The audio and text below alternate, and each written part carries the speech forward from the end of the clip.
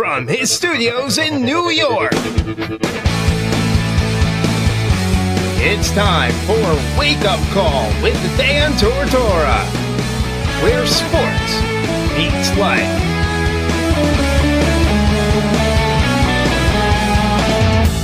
Here's your host, Dan Tortora.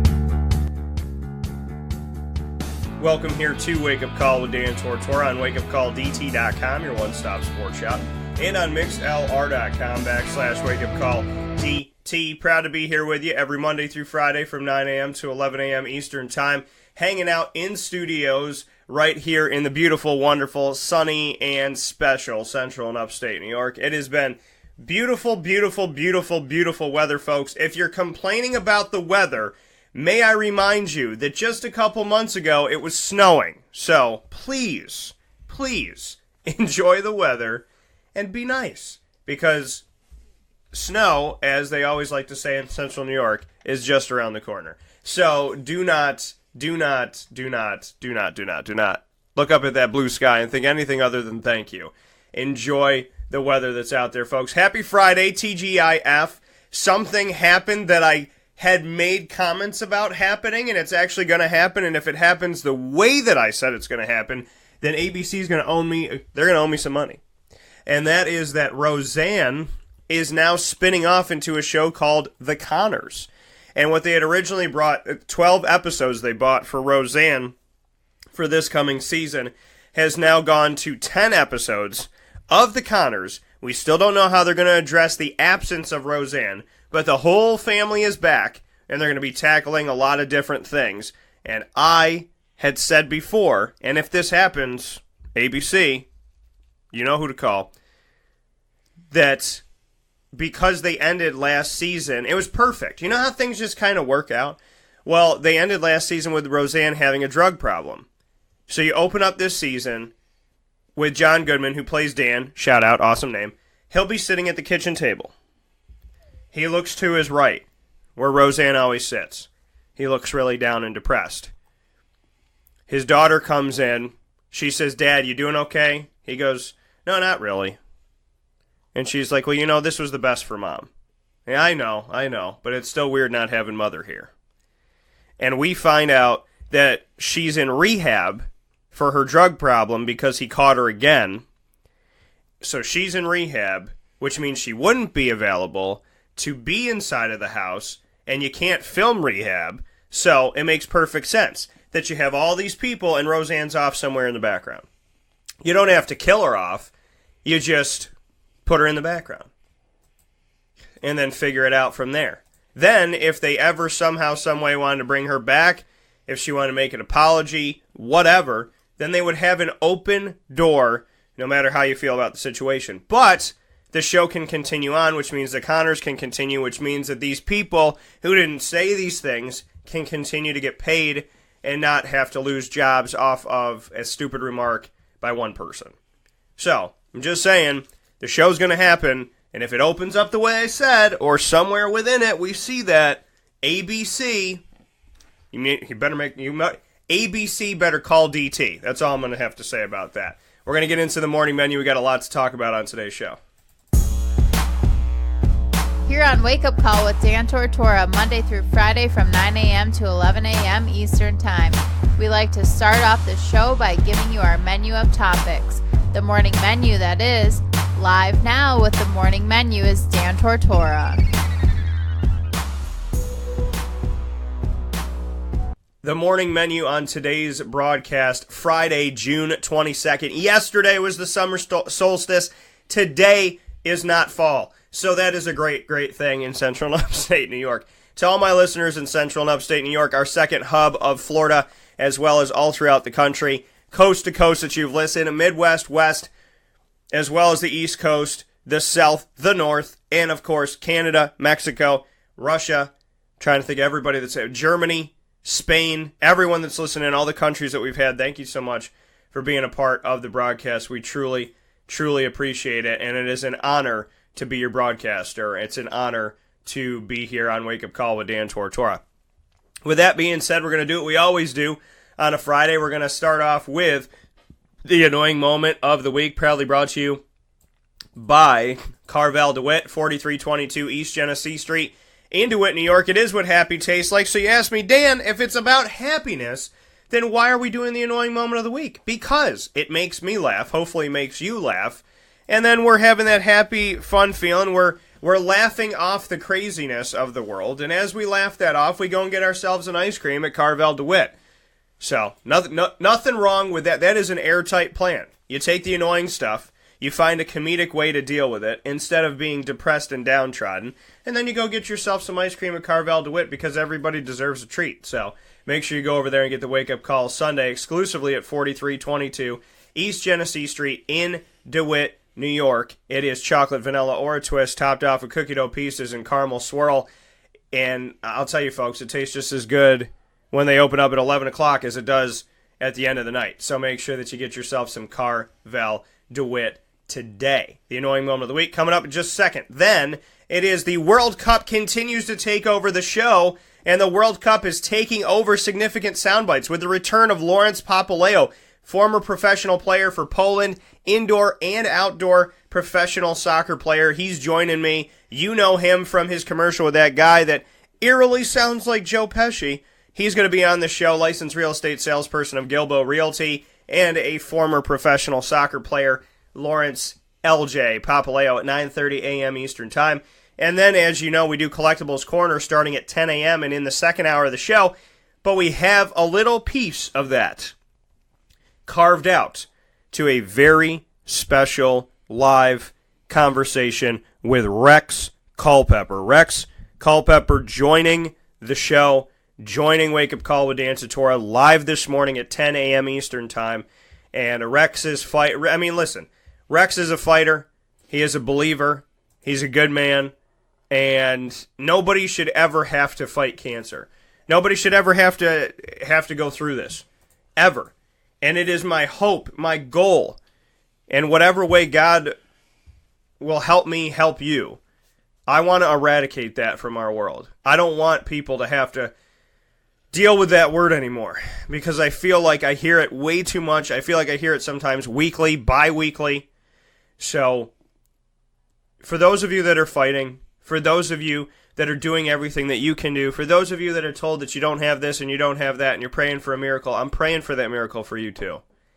Believe in yourself, believe in your fight, enjoy your life, and don't wait until you get bad news to start appreciating life. It doesn't matter what other people say about you when they are strangers who just don't care. Don't fill your life with all this noise. Fill it with love. If you found out today that you were going to die tomorrow, what would you do?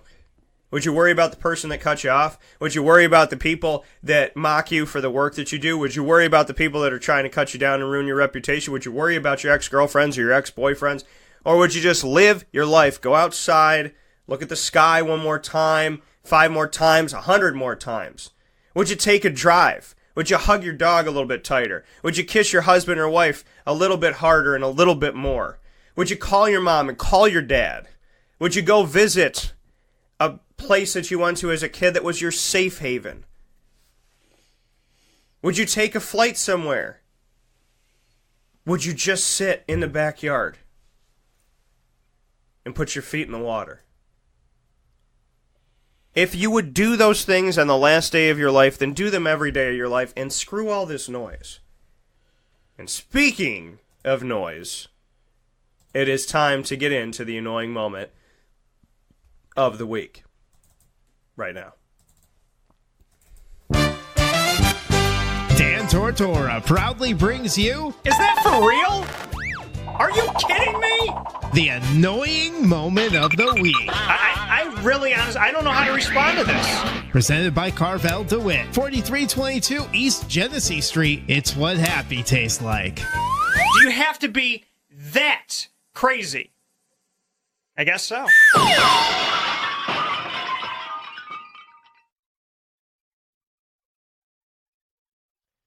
The annoying moment of the week, proudly brought to you by Carvel DeWitt. For this week, the annoying moment of the week, okay, for this week is privacy. Privacy. Privacy is not annoying, but privacy. Now follow me on this. when you have people in your life that want to spend time with you, that's fantastic. And they want to be around you, and that's wonderful. That's great. But shouldn't we all have some peace and quiet every now and then? When we want to just hang out with the wife, or just hang out with our husband, or just hang out with our significant other, or just hang out by ourselves. And it's not a bad thing, and it's not a mean thing. But we all fall into that, right? When you got to call up the family and say, I don't want to go to dinner tonight. And what happens? If you're Italian, Catholic, a lot of guilt.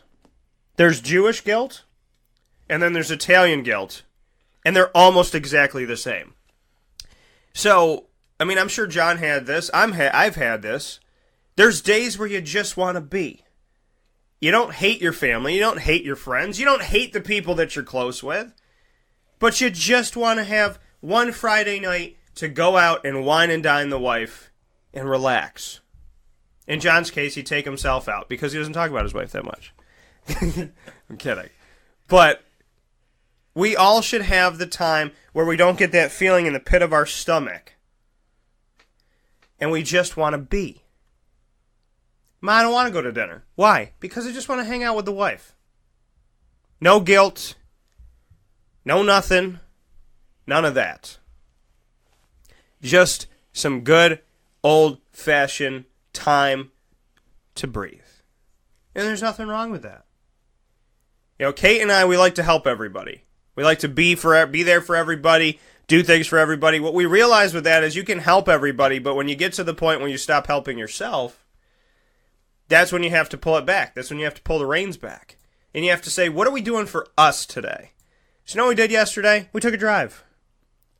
We went out to the Finger Lakes. We stopped at this place called Fleur de Lis. And thank God we did. Because the people were really nice. And they brew their own beer there.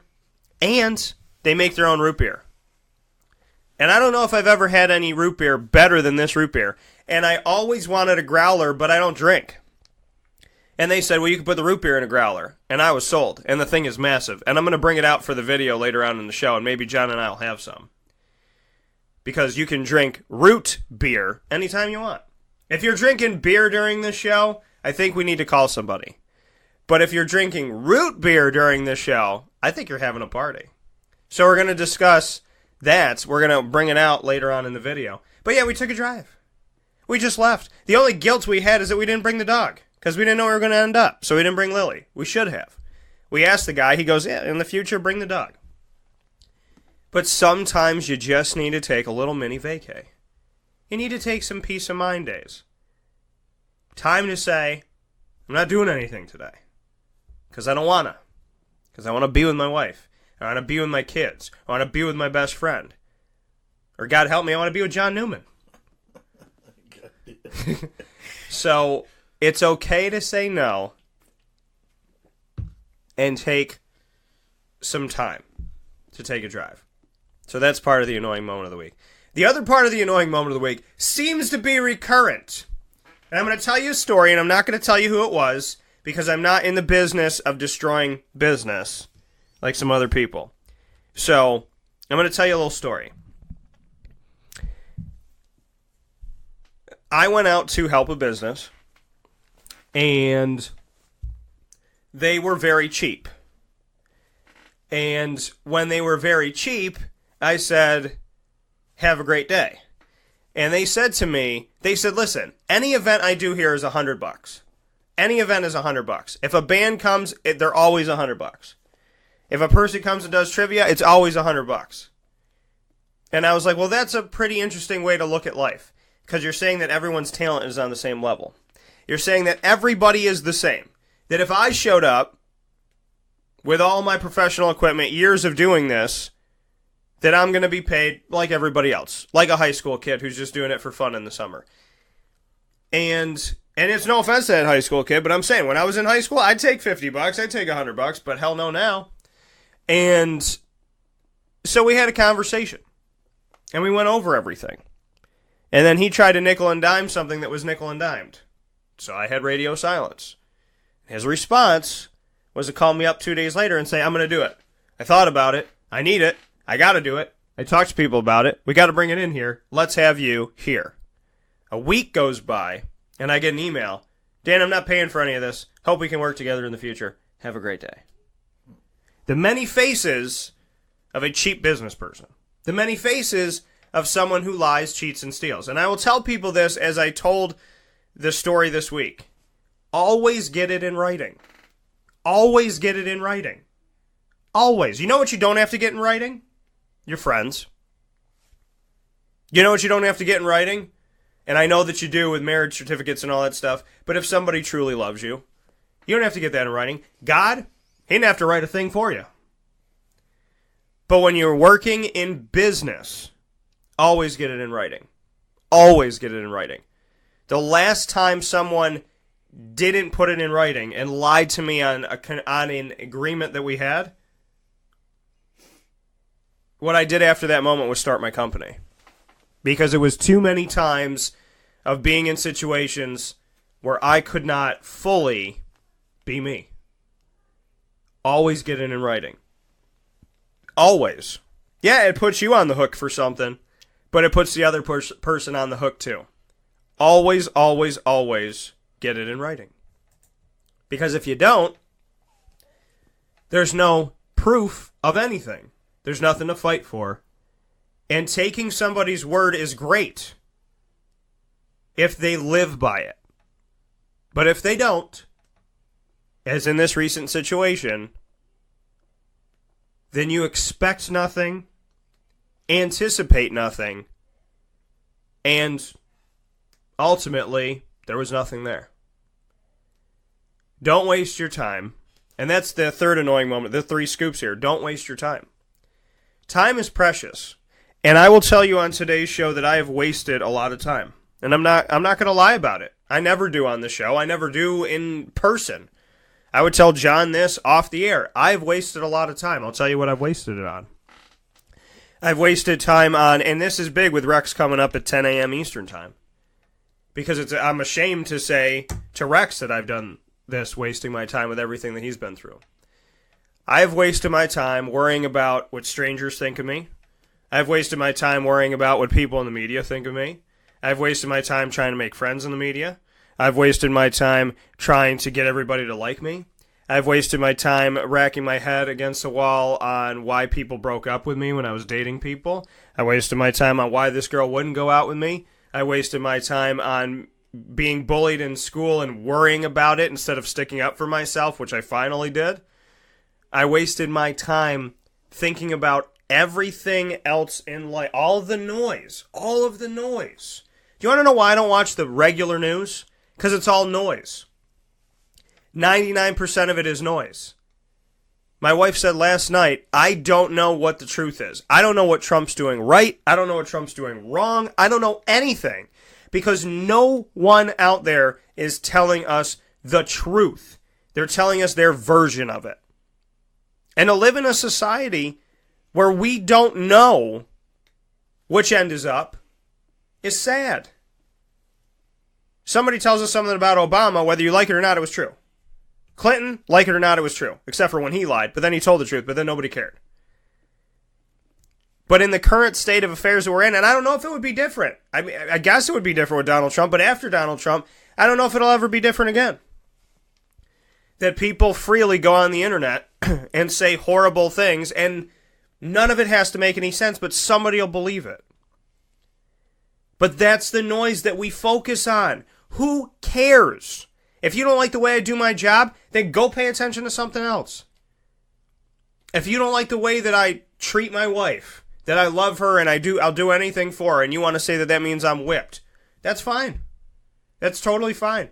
I know being whipped means that I'm doing something for her because I'm afraid of her. I do something for my wife because I love her to pieces. But if that's how you envision it and that's your perception of it, then have a great day. We worry so much about what other people think. Always. We think about what everybody else thinks. Do they think I'm pretty? Do they think I'm attractive? Do they think I'm tall enough? Do they think I'm smart enough? Do they think I'm funny enough? Do they think that I do enough? Put your happiness in the hands of another person, and I will guarantee you one pure promise, they won't take care of it like you do. Because they got to take care of themselves. They got to take care of their kids. They got to take care of their dad. They got to take care of their mom. They got to take care of their brothers. They got to take care of their sisters. They're not going to treat, as good as they are, they can't do everything for you. They can't do everything for you. And I have wasted time thinking about what morons think. I've wasted my time wondering why people are illogical, why people are irrational, why people are sporadic, why people don't make sense. I have wasted time thinking about that in my life. And I'm not going to shy away from it. I have. And the reason why I'm telling you I have is because I don't want you to.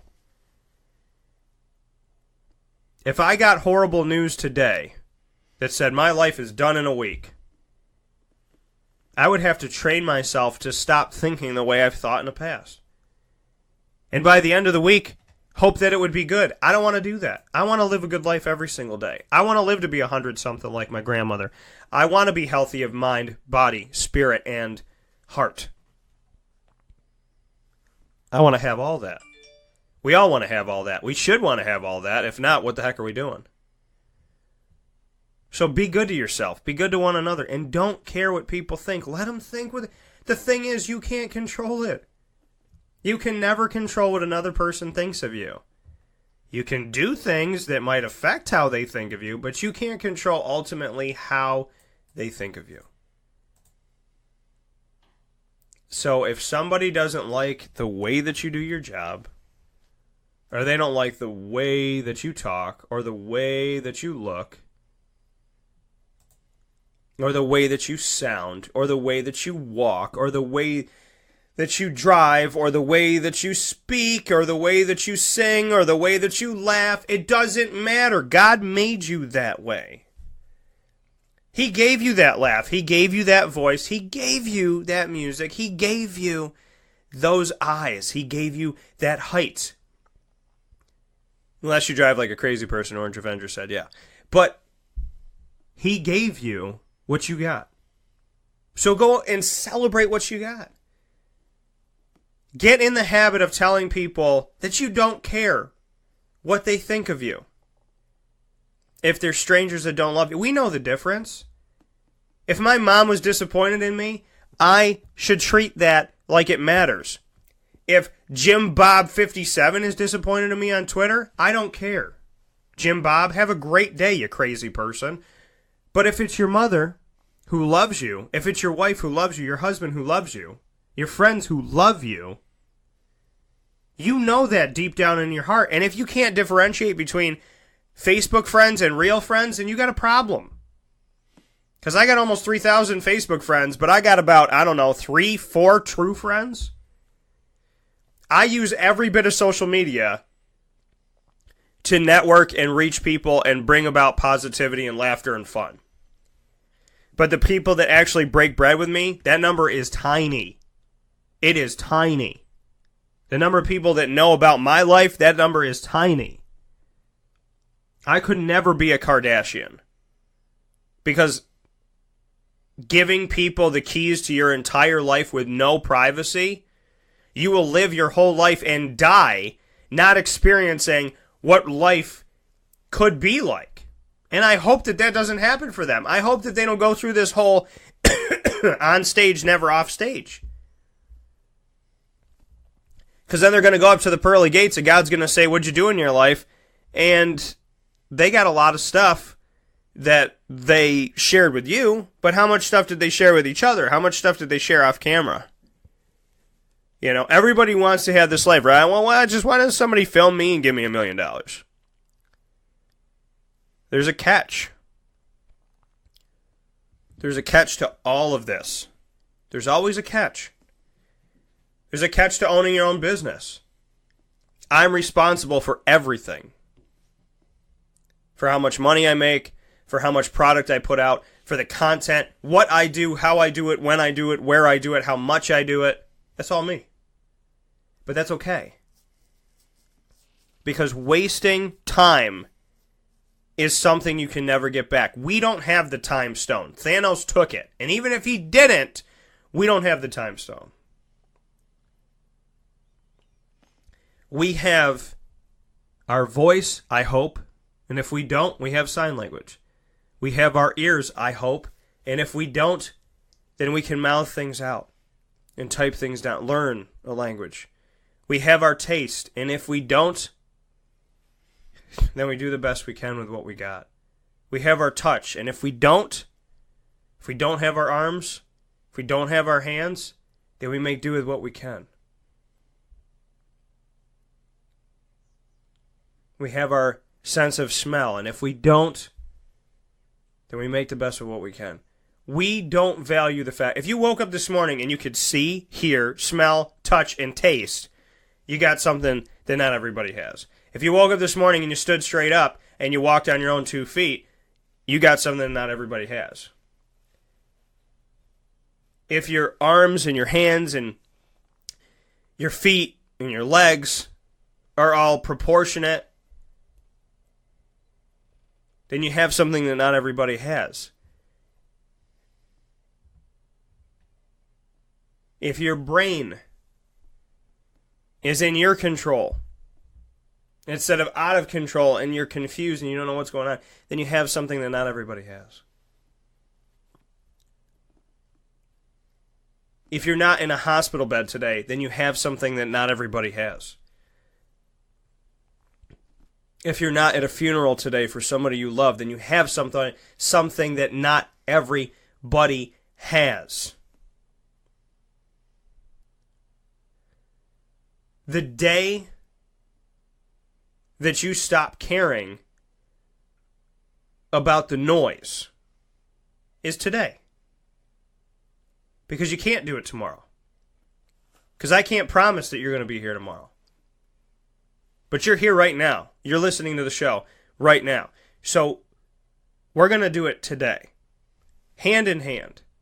I'll take your hand, you take mine, and let's say this. No more. No more waiting. No more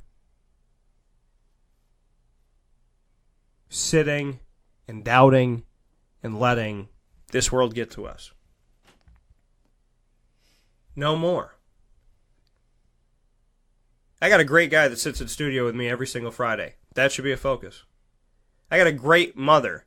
That should be a focus. I have a great G-Mama who is in heaven, but very much with me.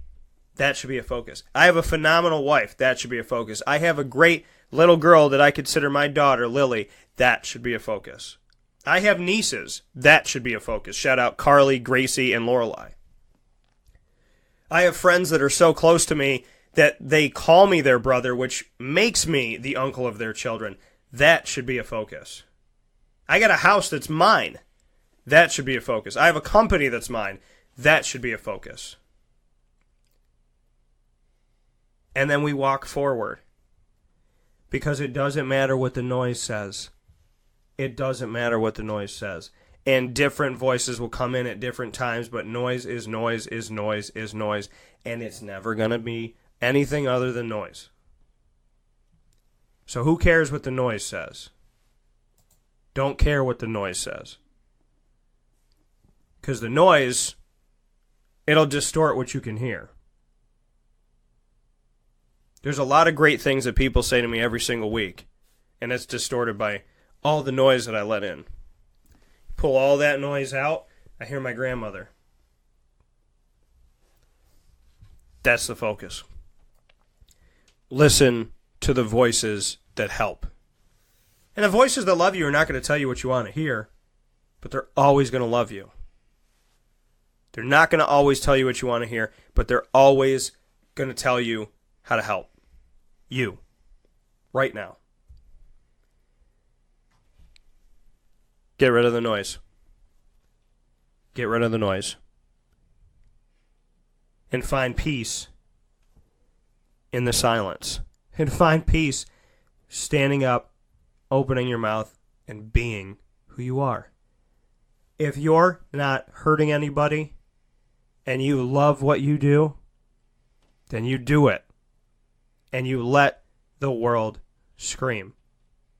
Whether you like LeBron James or not, he goes to arenas every single night with F yous and I'll kill you and you suck and I hate you and I hope you die and I hope your kid dies. People say horrible things. Horrible, horrible things. I don't know what I would have done if I was that NC State player where the Duke fans were cheering, "How's your grandma?" the day his grandmother passed away. But it's just noise. And that kid made his free throws. It's just noise. Let the noise be just noise. And then move on. We'll take a step aside. We'll come back with the World Cup takeover of significant Soundbites in just a moment. This is a wake-up call fast break.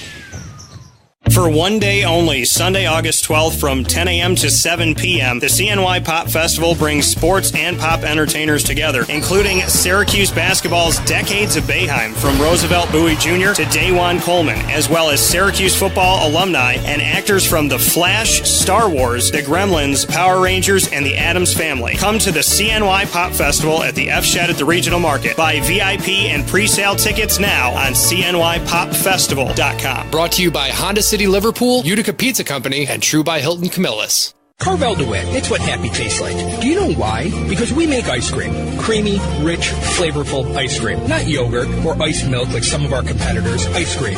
Fresh, by hand, daily. For the calorie conscious, we have something new for you. Our new Carvelite. Same great flavor, creaminess, and texture of our regular ice cream with only 35 calories an ounce. So whether you want an ice cream cake, flying saucer, dasher, carvalanche, hard or soft ice cream, we will satisfy your craving with our fresh, handmade regular or new Carvelite ice cream. Carvel DeWitt. It's what happy tastes like.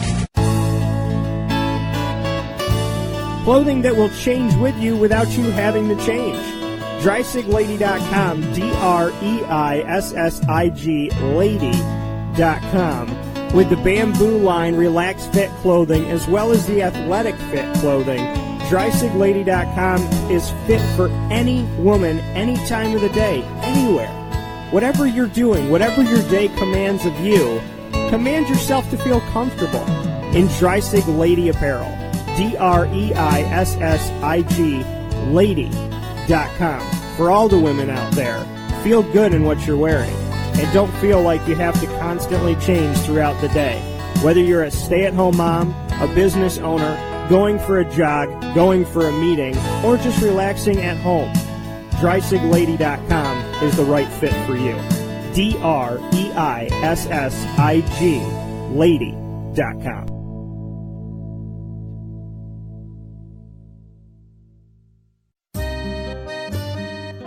This is Lawrence Papaleo, licensed real estate salesperson for Gilbo Realty. Call our home office at 315-752-9513, or better yet, call or text me directly at 315-748-2524. Let me ask you a question, Lawrence. If I needed you to help me buy a house, find the right place, could you help me do that? Joe, I'll help you find your dream home. You don't ever say my name on the radio, never. If I needed to sell a house, could you help me go about that the right way? Yes, I can. How do they get a hold of you? Call me directly at 315-748-2524. But you also do the commercial property. So if I got a business, couple businesses, got to take one here, move it over there, do this, do that, are you going to help me buy and sell my commercial property also? Yes, sir. I like that. What's my name again?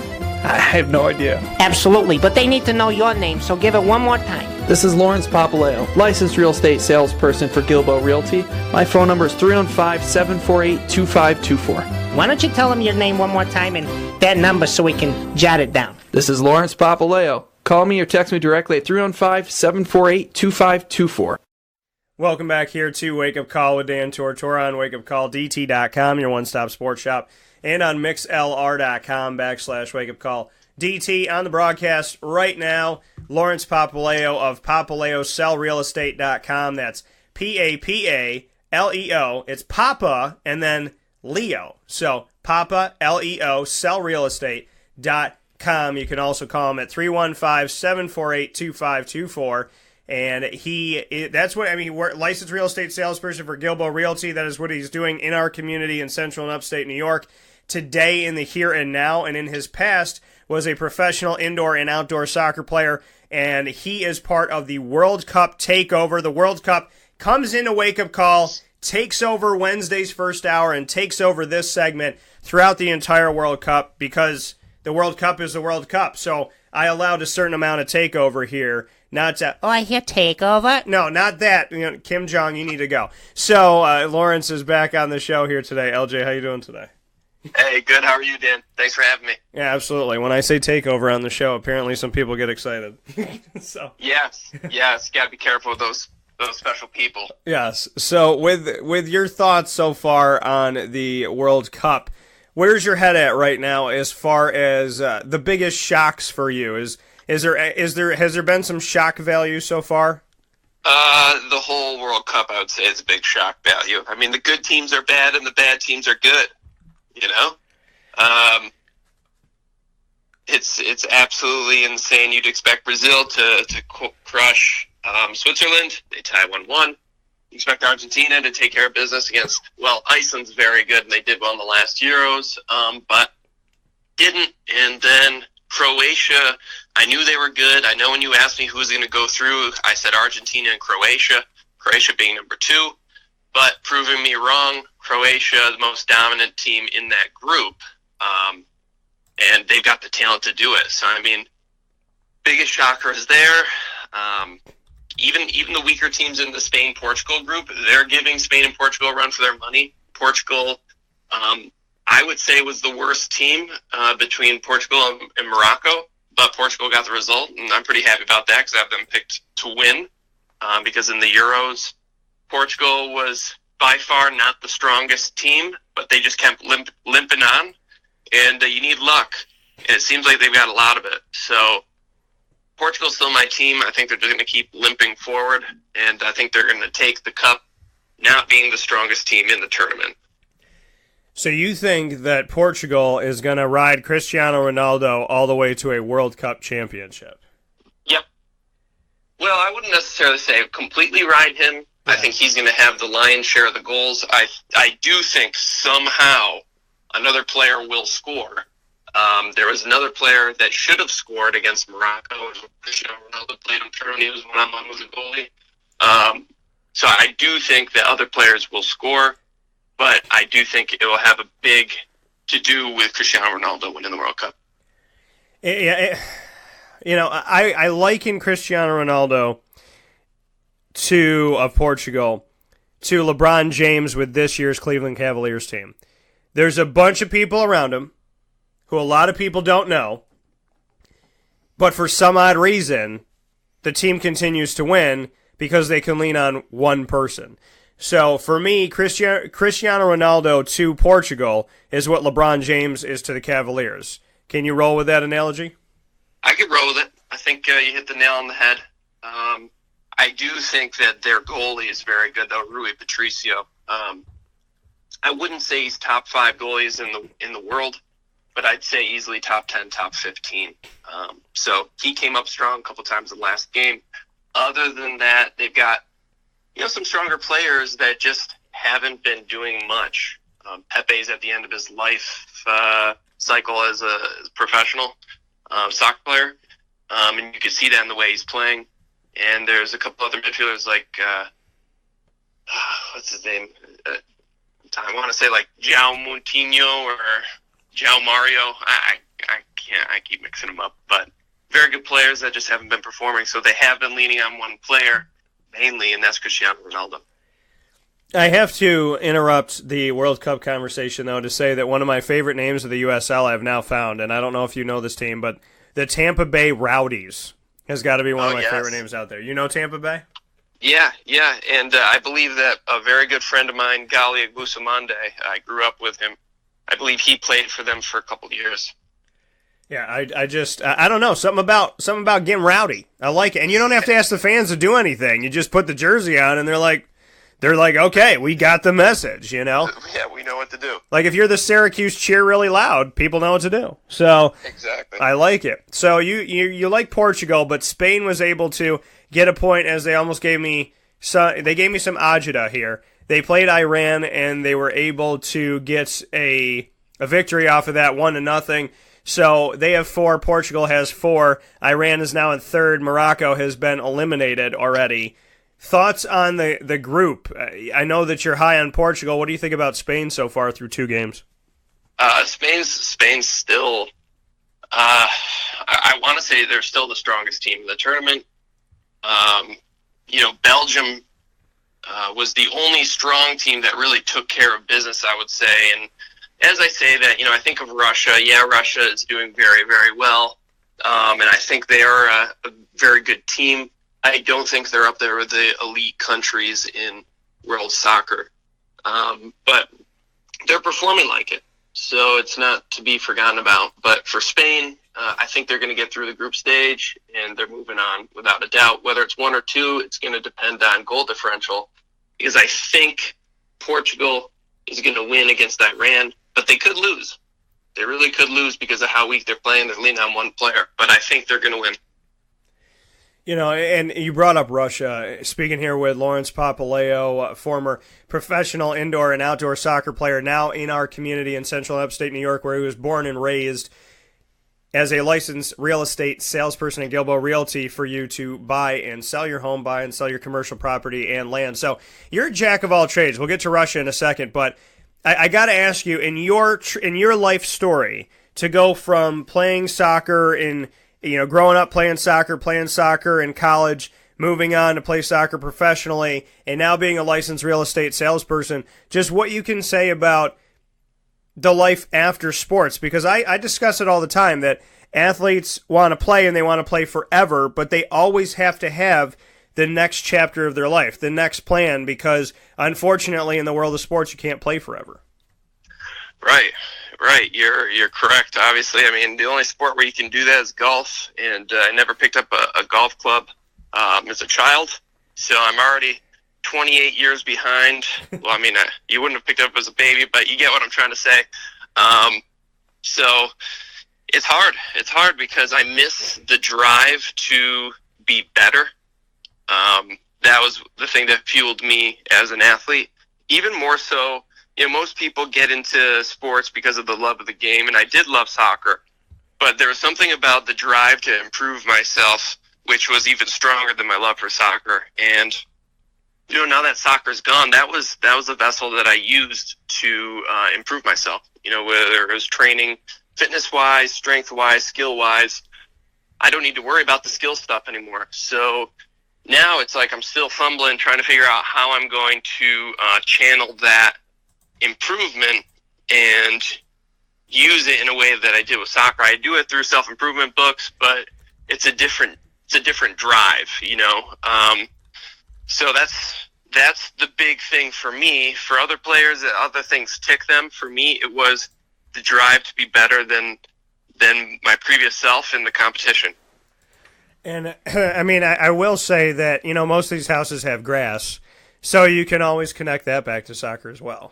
That's right. They have grass, absolutely. Now there's a lot of soccer celebratory moves, and there's a video that you posted where you were in front of a house stating that the house was sold while you did a special move. So you've already brought soccer into your world. Yes, I have. Soccer's been a big part of my life, and it was only a matter of time before it crawled through into the real estate part of my life. But I did the Cristiano Ronaldo celebration where he jumps up and he moves his arms in a certain way, and it looks really powerful and really cool. So I love that. I love that celebration. I think it's awesome. He's got the best celebration in the game right now, and I thought it would be fun if I did it. So I did it, and it's getting a lot of publicity. Now, why didn't you do that when you sold me my house? Hey, I can still do it. I can still do it. You can still come over and do it. I just didn't think of it. Yeah. But you're going to have to do some one of these celebratory moves from Spain, because we can't have Cristiano Ronaldo on my front lawn. All right, well, Diego Costa, he doesn't celebrate. All he did was just hug his teammates. So you want to know why? Because you got to act like you've been there before. No, you don't. That's no fun. I love when people say, and obviously I'm being facetious because I can't stand that. When people are like, act like you've been there, Dan. You're going to hit a three-pointer, act like you've done it 100 times, act like you're Steph Curry. No. If I was playing in the NFL, every single touchdown I scored would have a different celebration. And if I scored If I scored 15 touchdowns, that's 15 celebrations. And if I'm too stupid to create 15 different celebrations, then I shouldn't be on this planet. So, I mean, that's how I feel. I tell people all the time, Roger Goodell would have fined me. He would be fining me every day because I would do all types of crazies. It's the one thing I liked about Terrell Owens is that he was creative in the end zone. And, you know, he get out the signature pen and all that stuff. Listen. You should do a soccer move every time you sell a house, and I somehow need to connect to broadcasting some type of, you know what, every time I sign on a new partner of the show or the CNY Pop Festival and whatnot, I'm going to have to do a touchdown celebration. You know, I have a theory. Okay, go ahead. You know, the best part of soccer are the goals. Maybe second best, though, is the celebration. Yeah. You know, as a player, you're even practicing your celebration, which is kind of crazy, but and kind of stupid. But soccer and sports in general, it's about entertainment. You know, if the sports that weren't entertaining were the most popular, then it would be a different story. But the most popular sports, football, basketball, soccer, hockey, not necessarily in that order, baseball. I mean, there's some sort of celebration involved. So, I mean, it's what the people want to see. It's entertaining. Right, and you got to have fun with it. I mean, I already have some set up. I got all types of things in my mind about celebrations and whatnot. So, you know, I think you got to do it. I will say this about Cristiano Ronaldo in the World Cup Takeover, significant soundbites with Lawrence Papaleo this morning on Wake Up Call, is that he jumps like 6 feet in the air. So, Are you ever concerned that he's going to come down and hurt his ankle or something? You know, someone mentioned that the last time he did it, and I was like, oh, man, that's right. You know, because that kicker did it in football. But Martin Gramatica, yes. Yeah. Now, to dive in more into what you're talking about, how high he jumps, I think Castrol, the oil company or whatever they're called, they did a study on Cristiano Ronaldo back when he was at Manchester United because of how much of a physical animal specimen that he was. Yeah. And they measured his jump, and his jump was higher than the average NBA player. And he's a soccer player. And NBA players are, you know, that's what they do nonstop, more so than soccer players, is jump. So for him to have ups that are higher than the average NBA player, that really shows how much of a freak of nature he is. So good luck marking him on a cross or a header because he could probably jump the highest in the world as a soccer player right now. And like we said, you said he jumps higher than most NBA players. Well, the LeBron James for Portugal is what he is. I think that he jumps higher than most gazelles that are out there as well. So you brought up Russia. I want to get back to that for a second. Did you think that Russia would be, I mean, when we look at this right now, they're number one in goal differential, +7. Did you think that Russia would be the team that would have scored more goals than anybody else at this point? They have 8 goals and a +7 differential through 2 games. You know, I really didn't. I really didn't. And there's always something to be said about the host nation at the World Cup. You know, like, are the refs going to help them, this or that? But the rest, I don't think, have helped them. You know, this is all them. This is all how strong they are. And it really shows how a country can come behind the home team and really make a difference. You know, Argentina tried it. The fans were trying to get behind Messi and the whole Argentina team. And, you know, it didn't really work. But if the World Cup was in Argentina and they were doing it, maybe it would be a different story. Maybe they'd be as successful as Russia is right now. So it's really something in sports when the home team's fan base gets behind the home team. The French World Cup, I forgot what year that was, I think 1998. It was in France, and the French won it. Just like when England won it, it was in England. So there really is an advantage for the home team, and Russia's been doing great. Speaking here with Lawrence Papaleo in the World Cup Takeover of significant soundbites that you hear every Friday at 9:30 a.m. Eastern Time, exclusively here on Wake Up Call with Dan Tortora. We are currently inside of the Brazil-Costa Rica game, and the game was 0-0 until the 91st minute. 90 minutes in the full scope of play, plus stoppage time. So in the first minute of stoppage time, after 2 halves of scoreless play, Brazil gets a goal and is up 1-0 on Costa Rica with very little time left in stoppage time. So a stoppage time goal gives Brazil a 1-0 lead.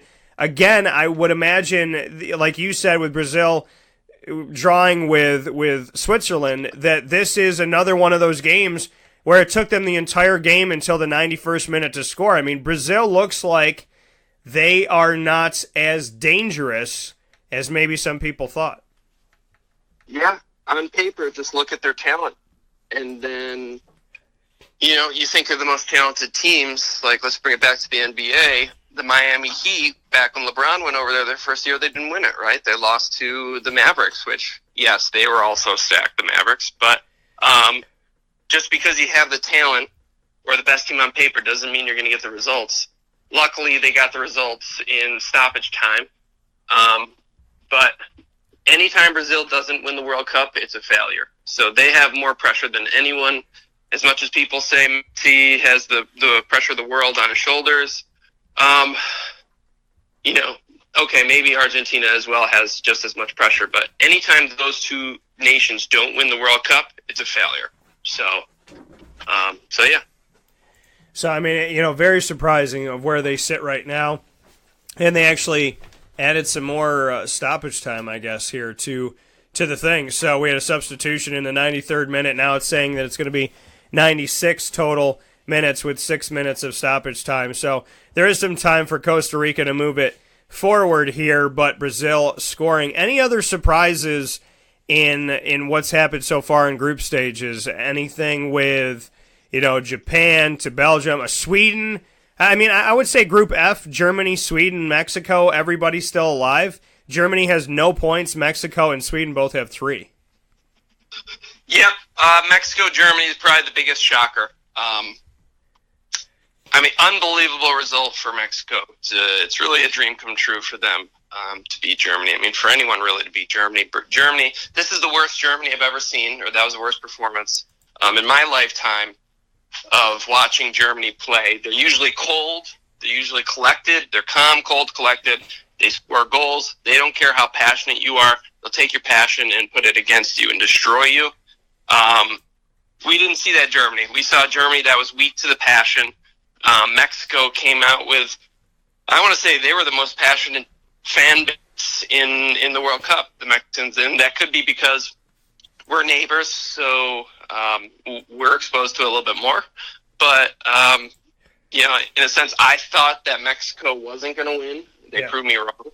I'm very proud of the Mexican team, even though I would rather U.S. be there to see a country, with not as good of a soccer background as Germany beat Germany and could have beat them by 3 goals if they were just a little more efficient with the ball on a 2v1 situation, because they've had a few of those, or they did have a few of those. So very proud of them. They're the biggest shock of the whole tournament, and let's see how far they can go with it. I'm going to tell you another shock here.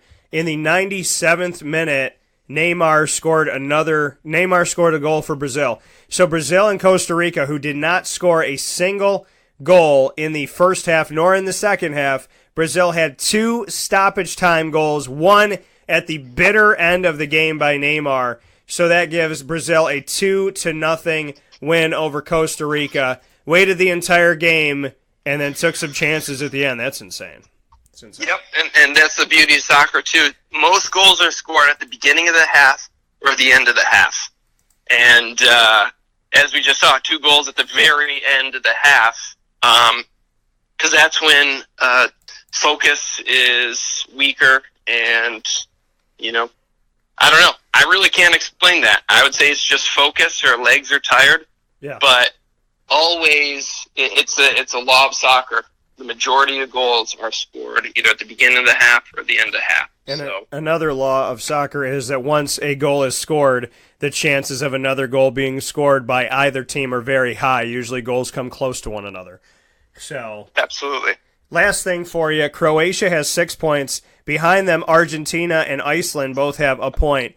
Group D is a little bit interesting right now, with Croatia at the top seemingly taking this thing, and Iceland and Argentina chasing them right now. Yeah, that's It's quite the group. It's one that I've been keeping my eyes on. I think that Argentina, I'm going to make a prediction. All my predictions have pretty much been wrong, but I think Iceland's going to lose by less than Argentina when they play against Croatia. And I think that Iceland is going to win. I think Iceland's going to win 1-0. And I actually have Iceland moving on. So yep. That's good stuff.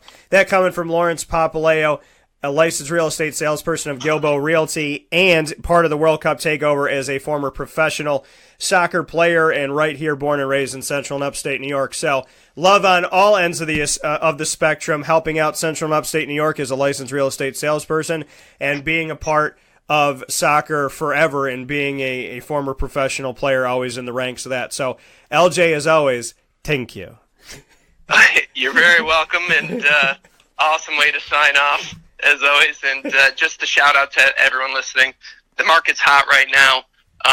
If you think your house is worth one thing, it could be worth so much more. I've had a bunch of listing appointments the past few weeks, and people have said, well, my house is probably worth this because I checked Zillow, and then I tell them it's $15,000 to $20,000 more, and it was a shocker. So if you're thinking about selling, now's the time. It's an exciting time, and you're going to get bang for your buck. 315-748-2524. That's 315-748-2524 to call Lawrence Papaleo. And like he said, a lot of great things going on right now if you're looking to sell your home. And on top of all of that, once the house is sold, you can help him or with him design a soccer celebration, which I like that too. Hell yeah, I'd love that. All right, LJ, be good. I'll talk with you soon. All right, talk to you soon. All right, Thanks. take care.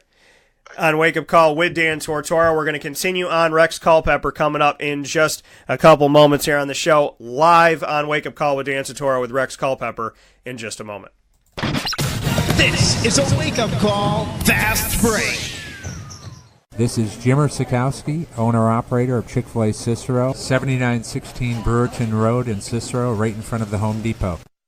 I had a deep feeling that God wanted me to do something bigger with my life and to help people, help others. I kept putting Chick-fil-A in my life, and I realized as I was going through the franchise selection process that positively impacting the lives of others was really core to what we do here at Chick-fil-A.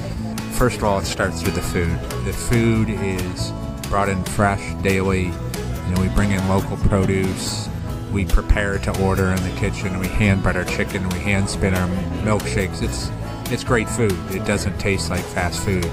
I think the second thing is the way people feel when they come in a Chick-fil-A restaurant. It's different. We try to treat people with intentional kindness here, which is very different and deeper than good customer service. And so I think it feels remarkable for most people to come in a Chick-fil-A restaurant. And then lastly, the impact that we try to have in the community is very different.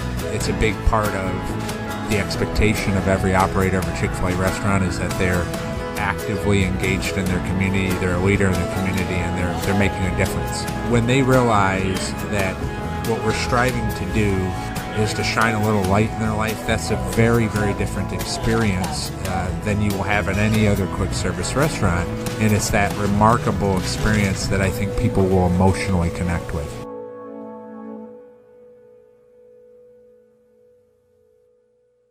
For one day only, Sunday, August 12th from 10 a.m. to 7 p.m., the CNY Pop Festival brings sports and pop entertainers together, including Syracuse basketball's Decades of Boeheim from Roosevelt Bowie Jr. to Dajuan Coleman, as well as Syracuse football alumni and actors from The Flash, Star Wars, The Gremlins, Power Rangers, and The Addams Family. Come to the CNY Pop Festival at the F Shed at the Regional Market. Buy VIP and pre-sale tickets now on CNYPopFestival.com. Brought to you by Honda City Liverpool, Utica Pizza Company, and True by Hilton Camillus.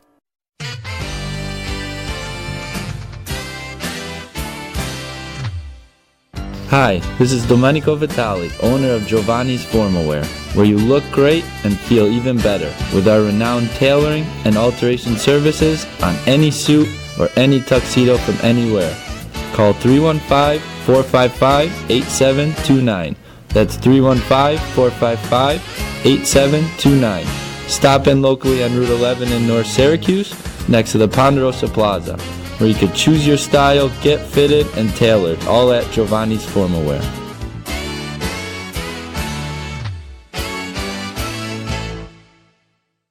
I'm George Townsend of Honda City with some good advice when buying a new car. The true cost of owning a new car is determined by the appraised value when you trade it. No vehicle appraises higher than a Honda. Next, look for low APRs and deep discounts. You also want low maintenance costs and great fuel economy. That's why my advice to you is to buy a new Honda. Looking pre-owned, visit our Honda Certified Used Car Center. Honda City, 7140 Henry Clay Boulevard, Liverpool, or HondaCity-CNY.com. It would be a pity if you don't shop at Honda City.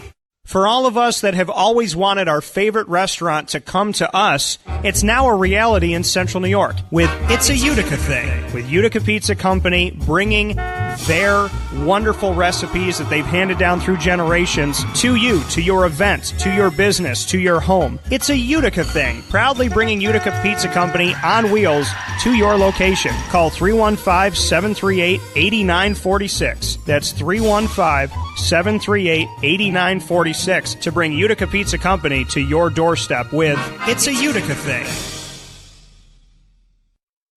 Welcome back here to Wake Up Call with Dan Tortora on wakeupcalldt.com, your one-stop sports shop, and on mixlr.com/wakeupcalldt. Want to thank Lawrence Papaleo for being a part of the broadcast, licensed real estate salesperson of Gilbo Realty. As he said, it's a hot market in Central and Upstate New York right now. So when it comes to selling your house, this is a very good time to do it. And like LJ said, he's done a lot of showings lately, and people said, oh, my house is worth this or my house is worth that, and the house is actually worth $15,000, $20,000 more than what people thought their house was actually worth. So you could be going to list your house and find out that it's worth even more, which could be even better for you. And even, whatever it's worth, whatever it may be, whatever the numbers end up rounding out to be, it's not an exact science that every house is $15,000 to $20,000 more, just like it's not an exact science that you'll save 15% from Geico.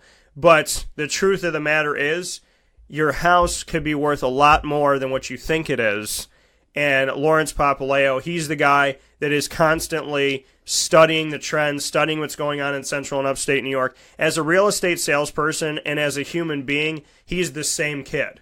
And that's what I love about LJ more than anything, is that he is the same man that is going to sit down with you and have a cup of coffee and sell your house. There's no embellishment. There's no, slick the hair back, tell you what you want to hear type of thing. He's an honest person. He's extremely thorough. He's extremely hardworking. And when you have a question, he makes himself available to answer those questions. So if you're selling your house, buying a home, selling commercial property, buying commercial property, whatever you may be doing as a business owner or a homeowner, or wanting to be a business owner, wanting to be a homeowner, whatever it may be, 315-748-2524. You're not going to find another real estate salesperson with the morals, the values, and the work ethic that he has. And I didn't. Hence why I hired him to sell my house. So we will take a quick step aside here as Rex Culpepper is coming right up. This is a wake-up call fast break. For one day only, Sunday, August 12th from 10 a.m. to 7 p.m., the CNY Pop Festival brings sports and pop entertainers together, including Syracuse basketball's Decades of Boeheim from Roosevelt Bowie Jr. to Dajuan Coleman, as well as Syracuse football alumni and actors from The Flash, Star Wars, The Gremlins, Power Rangers, and The Addams Family. Come to the CNY Pop Festival at the F Shed at the Regional Market. Buy VIP and pre-sale tickets now on CNYPopFestival.com. Brought to you by Honda City Liverpool, Utica Pizza Company, and True by Hilton Camillus. Welcome back here to Wake Up Call with Dan Tortora on wakeupcalldt.com, your one-stop sports shop, and on mixlr.com/wakeupcalldt. I could not be happier to have the conversation that I'm about to have. Now, I interviewed Rex when he was getting recruited years ago. I went down to 7-on-7 and saw Rex and sat with his brother Judge and sat with Coach Wiener and was down there at HB Plant 7-on-7 in July a few years back.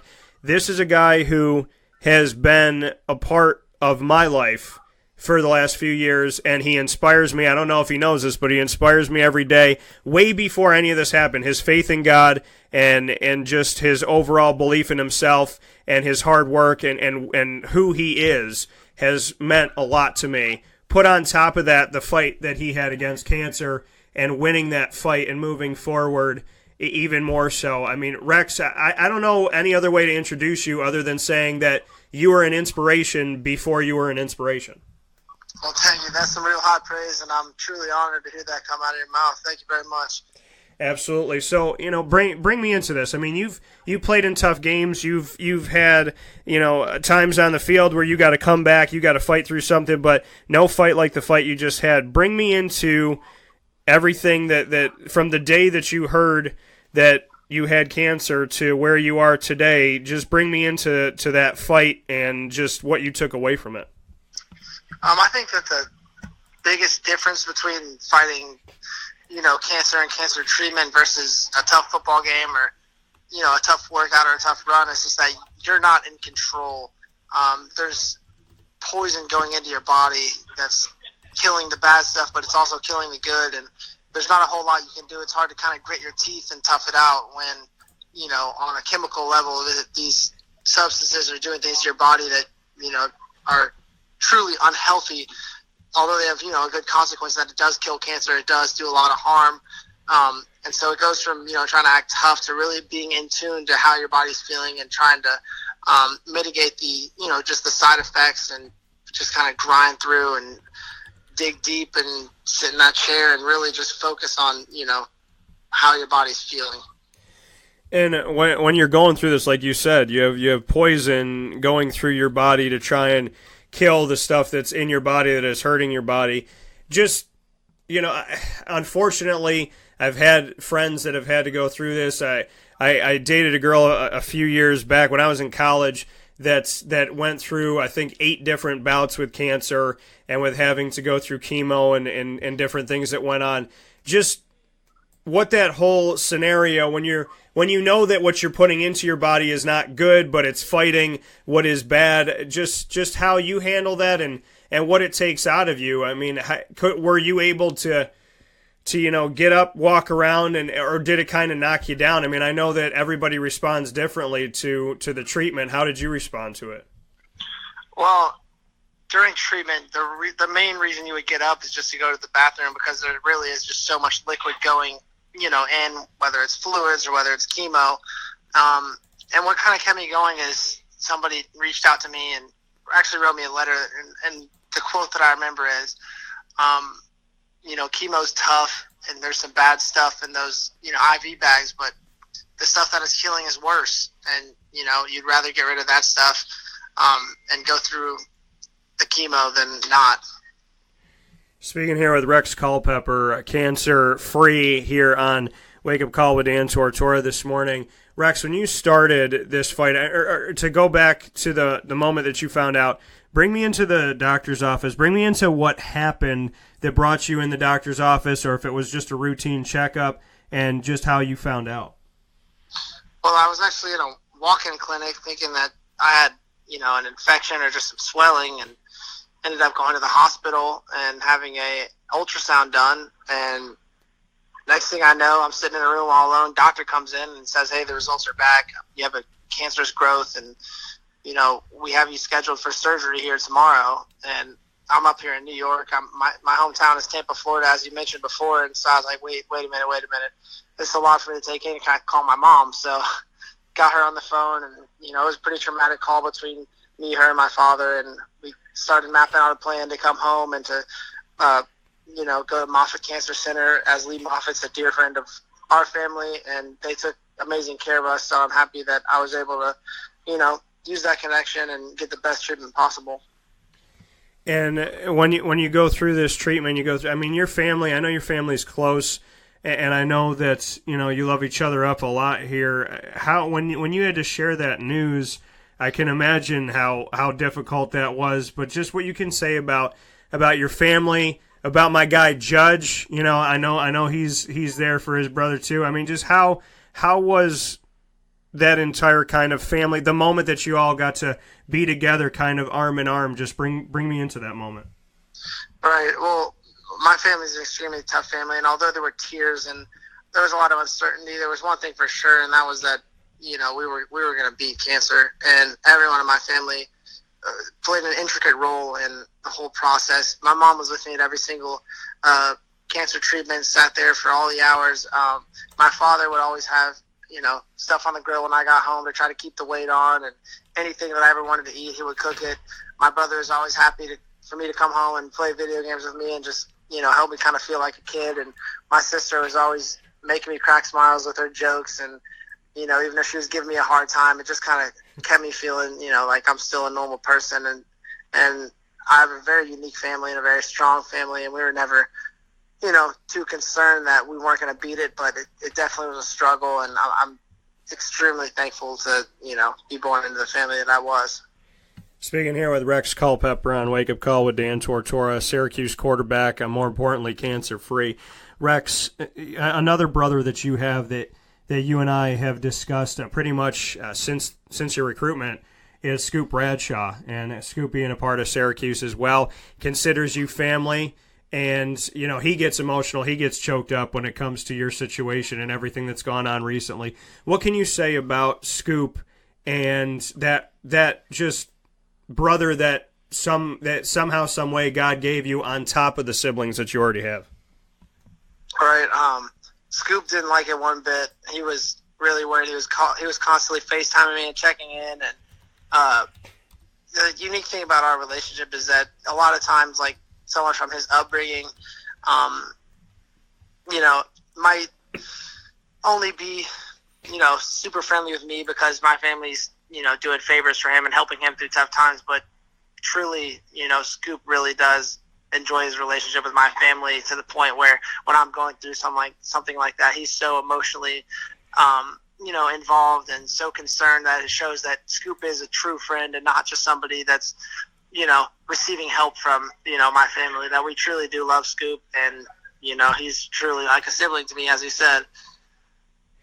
And to go back to your parents, Monica and Brad, they were on a show called Survivor. And ironically, in the crazy way that God works and the purposeful way that God works, they were on Survivor. Now you are a survivor. Do you find any story in that? I mean, I feel like God's always kind of connecting pieces and putting some irony in there. Your parents are on Survivor. Now in real life, when it all came down to it, you're a survivor yourself. So now technically there's been 3 people on Survivor. Yeah, they can complain about not having food and living on an island. That's easy. I'm the real survivor. Those guys are reality TV chumps. And Rex, to tell your story to everybody out there, what do you want people to know about this? Because you went into this fight saying, like you said, I'm going to beat it. Your family said you're going to beat it. There's another story in the Northeast with Pittsburgh with James Conner, who went up to his coach and to Pat Narduzzi and said, "Hey, coach, I got cancer. I'll be back on the field. I'm going to beat this thing." It's something to say about the fight. Do you believe that, mental toughness, the mental strength, and the faith that you have, did those play a role, in your opinion, of going up against this thing? Yes, sir. That's what it all comes down to. It's all about keeping a positive attitude. And it sounds simple, but, when you get into the nit and the grit of chemotherapy, it is hard to keep a positive outlook. You're feeling really, down. Your brain feels scrambled. You just feel like you're physically losing what you've worked for. Me being an athlete and working so hard, I could just see myself losing weight and losing muscle tone, and it's extremely frustrating. And keeping the positive attitude is almost the whole battle. And trying to keep your eyes on the prize and realizing that, hey, this is going to take me 3 months, but it's 3 months to protect myself for the rest of my life. So while these 3 months are going by, it seems slow, but I'll look back on this 20 years from now, and it'll be the best thing that I ever did. And to move forward, as a cancer survivor, as somebody who got through this, how would you want people to know you as? Because some people are like, hey, I fought against that, but I don't want that to define me, or I don't want sports to define me. I know Rex is Rex. I know the fact that you were helping out little kids that, had their own ailments and their own things going on. I mean, you've been helping people for as long as I've been around you, to hear these stories and the things that you have done. So helping others has been a big part of your life. How do you want people to know Rex Culpepper as, when some people know you for football, some people know you for your fight that you just had? How would you like people to know you? Well, I just want people to know me as just a regular kid. And that's not because I'm self-conscious that I am a cancer survivor, but that's because I feel like there is a stigma that people see in cancer survivors. They hear about someone having cancer and they might think that, hey, that person has something wrong with them. They're not healthy. And I want to be an example that, just because someone is unfortunate enough to be diagnosed with cancer, that they can still reach any goals that they want to. And I kind of want to fight that stigma. And personally, I don't have a problem with someone, saying, oh, he had cancer, but I don't want people to think any less of anybody else who has ever gone through this battle, and that if anything, it makes you a tougher individual and gives you an immense amount of mental strength to draw on, and a true appreciation of life, and an appreciation of things that previously we might have taken for granted. And before I let you go, Rex, some of those things that, like you said previously, you might have taken for granted, what has this whole journey taught you? What are the things that maybe you felt like you took for granted, or maybe things you didn't concentrate on beforehand? It's really the small things. I mean, just walking outside and feeling the sun, beat down on your skin, and walking around not feeling nauseous, and being able to enjoy a meal.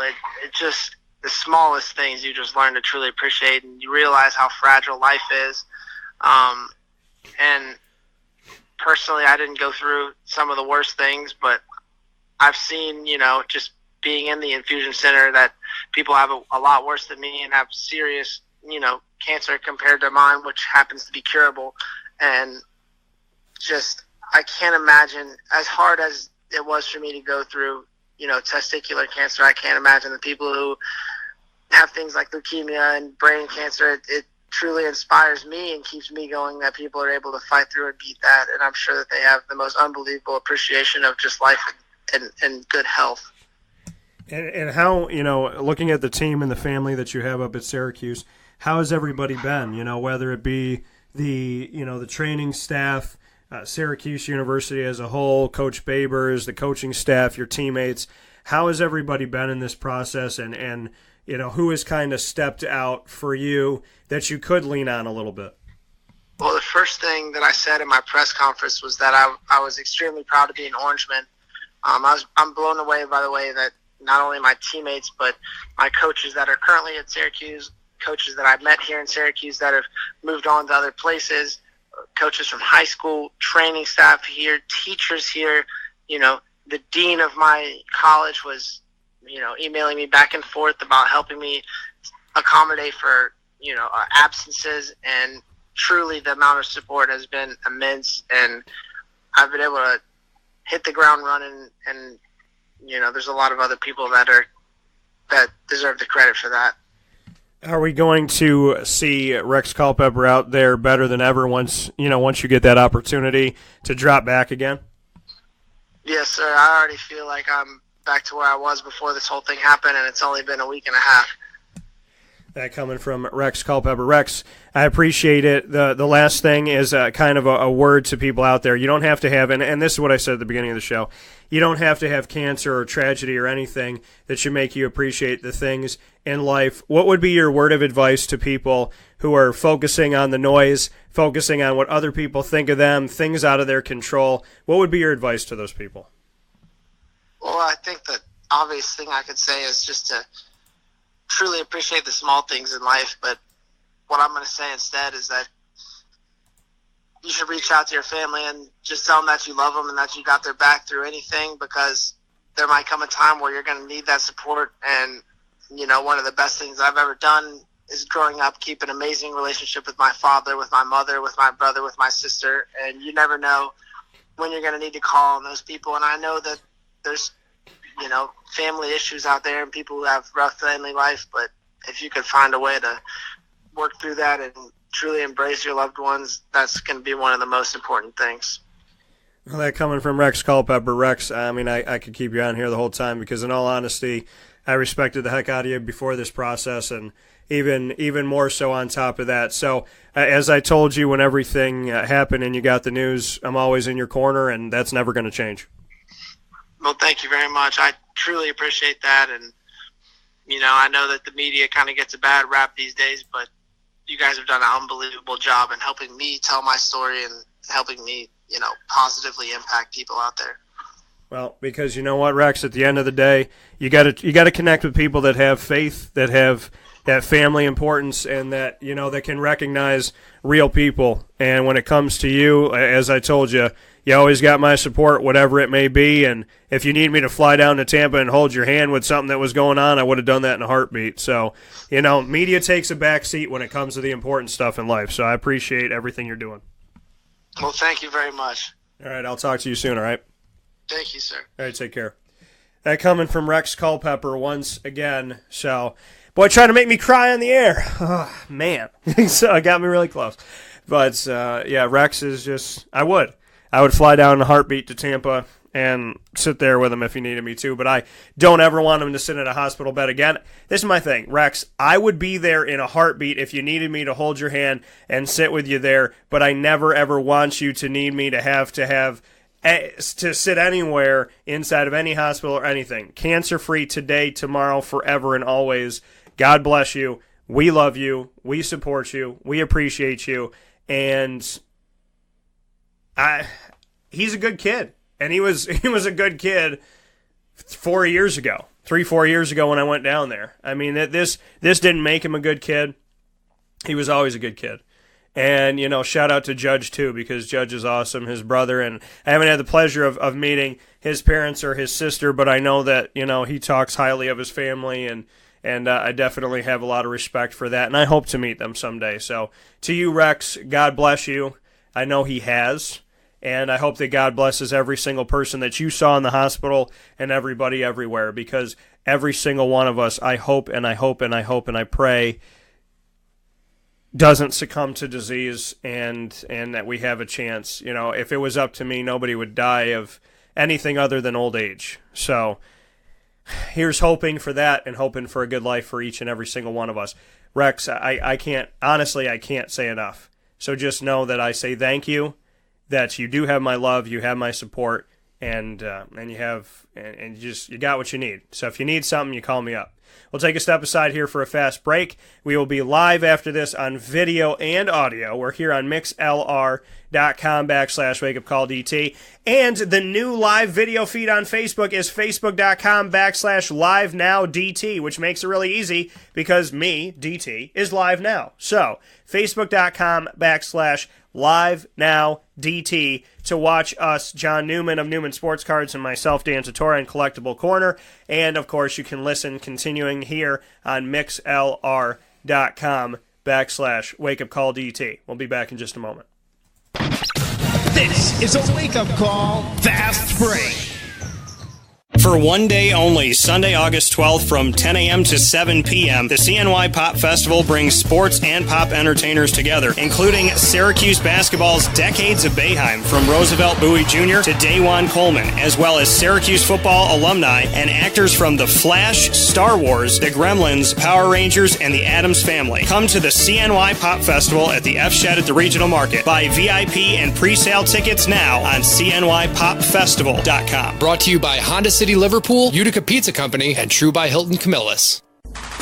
The Wildcat Sports Pub in Camillus, New York is located on 3680 Milton Avenue in the Home Depot Plaza. Family-friendly sports bar and restaurant. Folks, some sports bars aren't family-friendly. Some family-friendly restaurants are not sports bars. The Wildcat Sports Pub in Camillus, New York is proud to be both.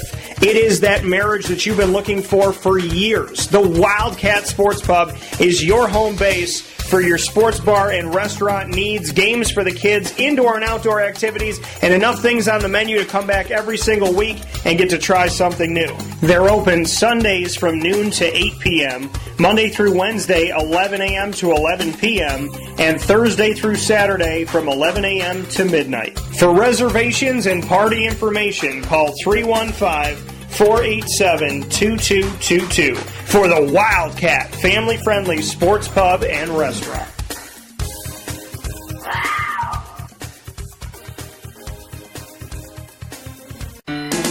Hi, Hi, this is Kira from Looking Glass Events, where we're always giving you a reason to celebrate. Whether you have a small business, large business, personal event, or wedding, we are available to plan and coordinate your dream event to life. Every detail, every step, Looking Glass Events is working with you all the way. Call us at 315-702-4653. That's 315-702-4653. Or contact us through our website, lgweddingsandevents.com. Looking Glass Events, giving you a reason to celebrate. Consistency is, well, consistently hard to find unless you head to 119 East 2nd Street in East Syracuse, New York, the home of the Pen and Trophy Center, who has been serving us Central and Upstate New Yorkers, as well as beyond, for decades. The Pen and Trophy Center on 119 East 2nd Street in East Syracuse, New York, gives you an amazing and unique way to customize a memory today. Say it with the Pen and Trophy Center. Be it an Employee of the Month award, a sports award, something for your business, engraving for your family, your loved ones, anniversaries, birthday parties, and so much more, including remembering somebody who served in the military. Say it with the Pen and Trophy Center. 119 East 2nd Street in East Syracuse, New York. The definition of consistency is pen and trophy. Browse their products on penandtrophy.com. That's penandtrophy.com, and call them for more information at 315-422-8797.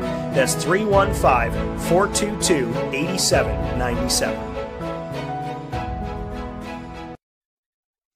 Welcome back here to Wake Up Call with Dan Tortora on wakeupcalldt.com, your one-stop sports shop, and on mixlr.com/wakeupcalldt. I hope you're all enjoying your Friday. I want to thank Rex Culpepper for being a part of the show this morning, coming on live to the broadcast. I can't thank him enough for being a part of the show, being a part of Wake Up Call with Dan Tortora. He's a trooper. He is a fighter. He is more than amazing. And, everything that he has done for himself, I mean, he should be a living example of how to live your life. So thank you to Rex Culpepper for being a part of the show and coming on to the broadcast. And thank you to Syracuse University. Thank you to the athletic communications staff. And thank you to Syracuse football for allowing the opportunity of Rex to come on to the show. So he held a press conference, and he was able to come on this show after that. So the interview that you just heard, you will only hear on Wake Up Call with Dan Tortora. That was an exclusive here to the show, and everything about it was special. So thank you to Rex, and we obviously are here for your fight, and we're going to continue to be here for your fight. And it is my prayer for the rest of my life and then some that you never, ever, ever, Rex, here in your family, or you, or anybody, or any of your loved ones, or any of your teammates, or anybody that cancer is a part of their lives, that it comes into their lives, or that it ever comes back into yours. So may it be a teaching moment, may it be a moment to show just how strong and wonderful you are, which I already knew, and may you never have to go through that again. So to anybody that's fighting cancer, to anybody that's fighting AIDS, HIV, malaria, any type of disease, the flu, the common cold, a broken heart, whatever it may be, or the loss of someone in your family or a loved one, John and I are here for you, and I'm always praying for you. So just please take care of yourselves, and know that you always have a friend in me.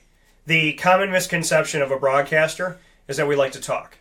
We also like to listen. Well, from my perspective, I like to listen.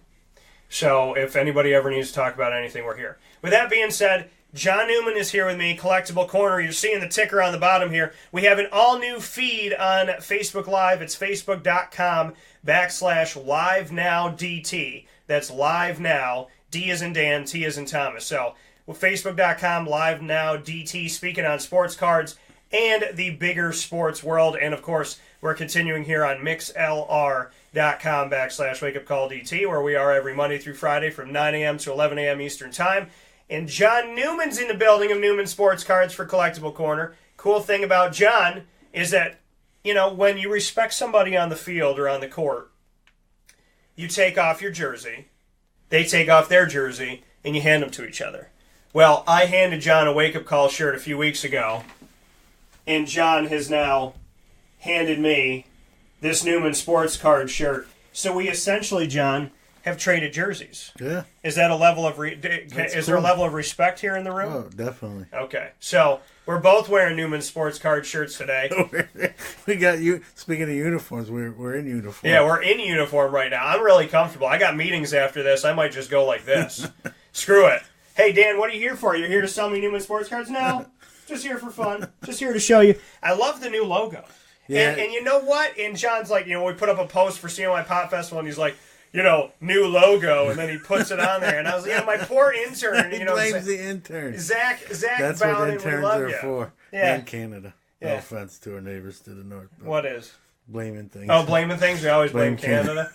Yeah, blame Canada. But yeah, this new logo is an awesome logo, awesome representation. We like it a lot. To speak on the new logo real briefly, the old logo I kind of like too. Yeah. And my son Jordan, I know it's like we have to bring him up every week, and then I can't get him to come with me. But he's like, Dad, the old logo, the current logo, which was the old one, he's like, there's too much going on. It looks like a crest, like a family crest. Yeah. He goes, you should do something different. So you changed it up. Yeah, I had someone redesign it, and it's actually more simple now, but I like it better. You said he liked it better. Passed the Jordan test, which is tough. So and it kind of illustrates kind of what we do and with sports cards and the three sports we do mostly with baseball, football, a little bit of basketball. Yeah. So, and shout out to my family in Spain again every week. Yeah, every week, Spain, they're 5 hours ahead of time. This is almost dinner time for them. And here is Jose, my cousin, my family, Jose Caracao Gutierrez. Can you say that? Caracao Gutierrez. Caracao Gutierrez. That's not too bad. It's not bad. Not bad. I like it, John. Make it happen. So shout out to my family in Spain. Not Spain, New York. Real Spain. Like Spain. Like just got some more points in the World Cup Spain. Like has 4 points, and if they continue to move forward, are going to get out of group stages Spain. So shout out Spain. I love you. And as a broadcaster, I am impartial. And I'm saying that because everybody's like, oh, World Cup, and who are you going to cheer for? So when it comes to heritage, that to me is a little bit different. I'm going to cheer on Spain and Italy always because that's my heritage. Yep. So nothing wrong with that. And if you look behind here, we actually have a nice little Spain ball here. So this is in the studios. As you know, for those of you that watch every single week, we switch it up. So I do different things in the studio. I try to do little Easter eggs. I want our viewers, for John and I, when you watch us and you're like, oh my God, they're going to break the internet. They are so sexy to get. Look at this. I mean, I'm on one side, he's on the other side. How do you not pass out? And on top of all of that, I do like to do little Easter eggs where I hide things. I put things in the studio and I change things to see if you notice the subtle differences. So the other one, and I'm going to cry, but I love you too as well. Would you like me to hold one of your balls? Yeah. There you go. That's a blue one. So you and can this have, one, well, I'm half Italian, so I can do it. So we got Spain and Italy, and so this is heritage. So Spain, shout out to Spain in the World Cup. Keep killing it out there. Let's make it happen. And to Italy, I will see you in 2022 in the World Cup, and you're so missed right now. But I got them both in the studio. That's crazy when you think they're not in it. I know. It makes me very The USA, they're not known as a soccer power, but, Italy always has been. So on today's show, we always bring, show and tell. Well, when we're here in Collectible Corner on mixlr.com/wakeupcalldt and on facebook.com/livenowdt, which is our new live feed URL, so you can check that out, and I'll thank you all for checking it out right now. And today I wanted to show you my balls, so I did. There we go. On air. On air. Show my balls on air. I don't know what the wife's going to think, but okay. So John, we just spoke with Rex Culpepper. You sat in studio and listened in. What are your thoughts on Rex? What is he, 20, 21? He's a young kid. He's got a couple years left at SU. Just amazing to hear someone that young with that kind of perspective on life, and we talk about strong individuals and faith getting you through things, and I think the one thing I took away from his interview is he's very strong in his faith with his family, and that's big when you're dealing with something like cancer. It's tough. It's tough for anybody, but when you have that kind of support system, whether it be his family or the university, his teammates, coaches, like you mentioned, it definitely helps. But it's we talk about having a support system, and that's great. But you still have to be a strong individual yourself to get through that. It's not. I've never had to deal with it. Hopefully, I never do. But I've had family and friends who have, and it's tough. And you see what they go through, and I would imagine there's probably dark moments where the thoughts of maybe giving up, or and to fight through that just shows you the heart and what someone's made of. So God bless him, and it'd be nice to see him doing something he loves, and I'm sure when you get that kind of news, all sorts of things go through your mind, obviously, and I'm sure one of them in that process was playing football again. Probably not the first thing, obviously, but it's in the mix, and now he's going to get to do that again, and he's cancer free, and I mean, what more can you say? That's great news. Yeah, and you think about the big things. I mean, I had my tonsils out at 21, and I was freaking out. I'm sitting there like, what if my voice changes? My voice is my livelihood. What am I going to do if my voice sounds higher or lower, or it doesn't sound like me anymore? And I was freaking out about that, which is number 572 to cancer. So I mean, it's.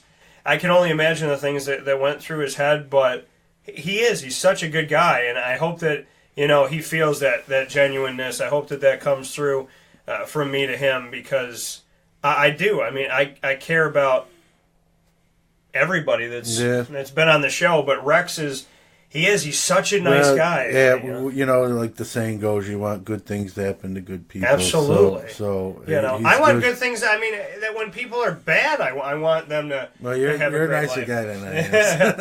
Well, I'm not. Okay, let me rephrase. I don't want bad people to succeed in doing bad things.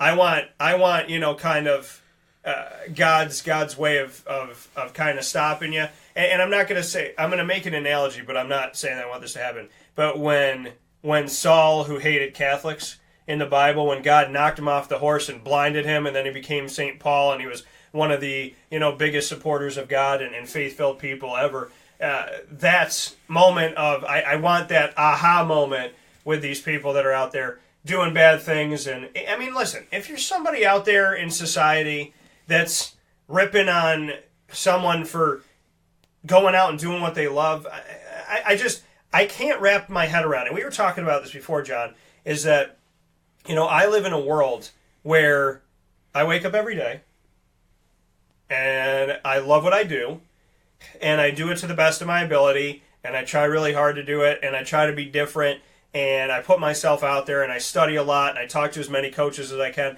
I never knew that working hard and working smart and working with God on my side would get me in so much trouble. And I tell people that all the time. I never knew trying to be a good person would get me in so much trouble. Yeah, well, I hate to say it, but there's people that wake up every day. They might be miserable for whatever reason, and they just try to make many other people miserable with them, And I think what you said this earlier today with the annoying moment is those people are out there.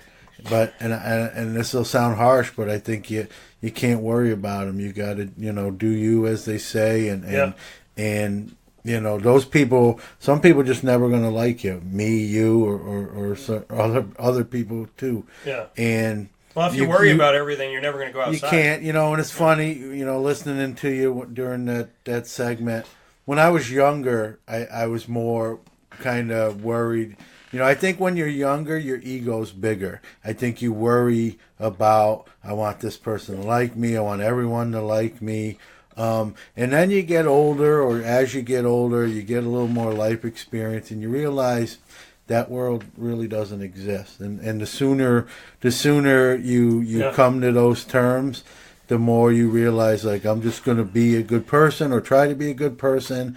And if more people like me than don't, then I guess that's success in itself. Because there's going to be some people, this just as well as I do. Yeah. It don't matter what you do. There's some people that will just not like you because you're doing something good or something successful, and they're jealous of that. Let's cut to the chase. And so they'll resent you just on that alone, let's say. So those people, are always going to be in the fold, but you can't, focus on the good people in your life. Like you said, devote your time in that direction, and let the others be what they are. You know what I mean? And I like what you said too. You still root for them. You don't wish them no ill will, but you can't put your energy, your good energy towards them. You're better off putting that to people who deserve it more. Let's say. Yeah, and my grandmother. 100 in 9 days. And it's hard to believe that G-Mama's 1 year since she's passed on is going to be this weekend. And my grandmother would slap me if I told her I worried about her. It's tough. I think I told you this probably off the air. We're similar with my grandmother. I was raised by my grandmother, so in a sense, she was my mother. And she died in 2002. She was 89, and so we're 15 years ago. But I think about her all the time because a lot of who I am today, and I'm sure what you and your grandma comes from them. And my grandma. I remember when I was younger, I had a problem in school with somebody, and I came home. I was probably 10, 11 years old at the time, and I told her, and it was a person of a different race, and I was upset, and it was a good moment for her to let me know, like, John, there's good and bad in everybody. One person doesn't speak for an entire ethnicity or race, and there's bad white people, there's bad Spanish people, and there's good of take everyone individually, and learning that early on, because that's an age where that could have went in a whole different direction, and so things, it's funny, you get older, when you're younger, and whether it's a mom, dad, grandma, grandpa, they try to teach you some life stuff, and at the time you kind of like whatever, or you don't take it in as much, and then when you get older, that light bulb goes off, and you're like, holy smokes, I remember this, and she was right, or he was right, and it's and then you, as as a parent or whatnot, as a relative, you try to pass that knowledge on to the younger relatives in your family, so. And I feel like, for me, I always say I had two moms. I have two moms, and that's my mom and my grandma. And I spoke to Danforth Middle School on the south side, right by SU, and I went in there to speak with them and about not being the man, but being a man, and what does it mean to be a good person. And I said a lot. I was in a room of all African American young men, probably the ages of, I want to say, 8 to 14. And ironically, the same ages that I coached when I was a soccer coach in Pennsylvania. And I was talking to each of the kids, and I said to them, what do you want to be when you grow up? And it was football player, basketball, football, basketball, because it's a way to get out. It's a way to get a lot of money. It's a quick way to protect your family. Yeah. And the unfortunate of that, and I told them this. I said, listen, I want you to chase your dreams. I want you to go after everything you want to go after, but I want you to know that there's other options. I don't want you to think that those are your only dreams. Yeah, don't put your eggs all in one basket.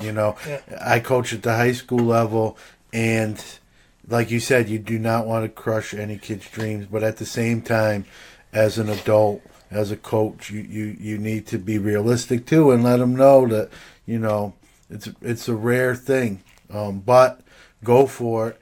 But, you know, this is where also that schoolwork and those grades need to be good too, because if you don't make it to the pros or to get a college scholarship for sports, you want to make a life for yourself. And even if you do make to college in sports, even if you make it to the pros, that stops someday too. And what are you going to do when that's over? So, you know, academics, you know, athletics are great. It's a big part of my life.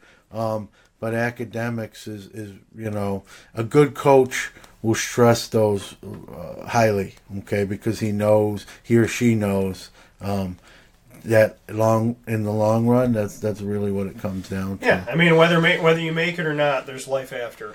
Yeah. And, you know, and so speaking with these kids, you know, I said, I want you all to know that I want you to chase your dreams. I want you to go after this, but I don't want you to think this is the only way out. And so this one kid said, he goes, I want to be a basketball player. And he was right in front of me. He goes, or I think I want to be a broadcaster like you. And then a kid down the ways, he was like, I want to own my own sneaker. You know, he want to work on sneakers and this and that. Then this other guy, I'm sorry, he said dirt bike. He said, I love to be a dirt bike racer. And then this other kid goes, he's like, I want to change my answer. And I said, yeah, buddy, what do you want to do? He said, I want to be a designer. And I thought that was so awesome. And I thanked the kids for that. But there were so many things I learned at Danforth Middle School. That was one of them, was to try and impart that and tell them, you know, that we can make it. But I said this to all of these kids inside of this school that are in the middle of what looks like Battleground Zero, you know, on the south side, and not everybody feels safe. And I said to the kids, just by a show of hands, just for me, I got to ask you a question. Who believes in God in the room? Every single kid. Every single kid. Every one of them. Every one of them. And there are adults in our society that are trying to take God out of everything. Don't talk about God. God's taboo. Don't say it. Oh my God, no, he doesn't exist. Every single one of those kids who has next to nothing wanted to say, Dan, I believe in God. And then I said to them, I was like, you know what? Being a good person, have your faith. Believe in yourself. Surround yourself with good people. Whether you are the people that you surround yourself with or not, people will automatically think that way. If you surround yourself with gangbangers, they think you're a gangbanger and it's not safe. If you surround yourself with hateful people, people believe that you're a hateful person. If it walks like a duck and it talks like a duck, most people are going to think that you are a duck. So surround yourself with something that you can be proud of and something that pushes you. I surround myself with, I don't have any yes men in my life. I have no yes men, I have no yes women. I have a bunch of people that say to me, Dan, was that the best decision for you to make? Or Dan, stop. Stop being hard on yourself. Stop thinking this way about something and love your life. My wife, if I ask her something that she thinks is stupid and ridiculous and I shouldn't worry about, she ignores it. And I go, did you hear me? And she goes, yeah. Are you going to talk to me about it? No. And at the end, and so surround yourself with good people. Believe in God. Even if you don't, try. And after all of that, the crazy thing about this is, I said to them, you want to know what makes you a good man? You want to know what a good man is? A good man knows how to treat a woman. A good man knows how to love. A good man knows how to get down on their knees and pray. A good man knows how to listen. A good man knows how to bring people together and not apart. A good man will never dismantle someone or see someone happy and try and take that away. And above all, and this is a good woman too, but I was speaking to young men, so that's why I said man. And I said, you want to know what made me a good man? Being raised by two absolutely phenomenal women. Okay, I don't say that I'm a good man today because of certain men. I'm a good man today because of G-Mama and my mom, Debbie. That's what made me a good man. That's what made me pick up my underwear off the floor and not tell my wife to clean it. That's what made me wash the dishes. That's what made me say to my wife, "You're beautiful, I love you," put my arms around her. That's what made me go and take a ride with her yesterday when we didn't know what to do with our day. What makes a good man is how you treat those around you. That is the only thing that makes you a good or not so good, is how you treat other people, how you treat yourself, having some faith and having some love. So I told these kids, you don't have to be raised by a guy to be a good one. Mm-hmm. And my grandmother made me what I am today. And I know she's proud of me. That's all that I need, but I have to do a better job at concentrating on that because I'm not perfect. But, John, I mean, we take so much from guys like Rex and from your story and my story. And I know that we're here to talk about sports, but the tagline of my show is where sports meets life. And you know what, John? I'm not going to apologize for any of these conversations we have. And, I hope you would them. either. I think, you can learn a lot sometimes from. Well, and the thing is, if we can help somebody today that's listening or watching, that means more to me than talking about LeBron James's statistics. Yeah. And if I was on any other show, I'd get a phone call saying, either good job talking about God if I'm on a certain channel, or if I'm on another channel, and I said this, I worked at a radio station that I talked about God freely. Well, I go back and I visit that station, right? And a little tiny 1% of me goes, what if I came back here? Yeah. And I'm talking to one of my friends there, and they said, somebody started talking about God on the radio station, and I was like, uh-oh, and I shut off the dial, and I said, well, I talk about God, and they're like, yeah, Dan, but that's you. That's your thing. You own your own company. You can do whatever you want. But corporate frowns upon the mentioning of certain affiliations, and I went, and then that 1% of me just automatically shifted to 100%. That I'm never going back there. Yeah, that's the thing with news and what's TV politically station. correct. And you have to tiptoe. I know as a consumer, as a listener, as a watcher, as a viewer. Yeah. I want someone to be real. I don't want shtick. I don't want a script. If I wanted a script, I'll watch a show that's right. If I want a script, like I'll watch a sitcom. Yeah, if it's live stuff with analysts or broadcasters, give me the real stuff. Other than that, I'll watch a like you said, a comedy show or a written show. Yeah. I don't want this written. I want it to come from you. I don't want you to have something in front of you telling you what to say. Because to me, anyone can really do that as long as you can at least somewhat articulate, and get past that point. But you're gonna. I mean, who you are is going to unfold on the air. Yeah. It's the reality of it all. Who you are. Roseanne couldn't hide how she felt. Okay? Paula Deen couldn't hide how she felt. If you are and I mean, it's anybody. If you're racist, if you're a bigot, if you're sexist, if you're a chauvinist pig, it comes out. I have watched news channels where a guy said on the news broadcast to the woman that was his co-host, he said on the air, I thought he didn't know he was on the air. He said on the air, here we go to our next caller, and he's like, we're about to bring somebody onto the show. Do you think that you can say his name right, or you could say any name right for that matter? And I'm looking at him like every woman's going to want to punch this guy in the face. And the thing is, she handled it like a friggin' champion. She handled it like she was like not even, she didn't even hear anything. But that idiot is still on the air. Yeah. And, so it's like we talk about God, and people tell me, oh my, you're going to have people running, jumping off cliffs to get away from you, Dan, yet you have people doing that. I would much rather talk about God. And the thing is, if you're going to stop listening to my show because I talk about God, do me a favor, don't ever listen in the first place. Yeah.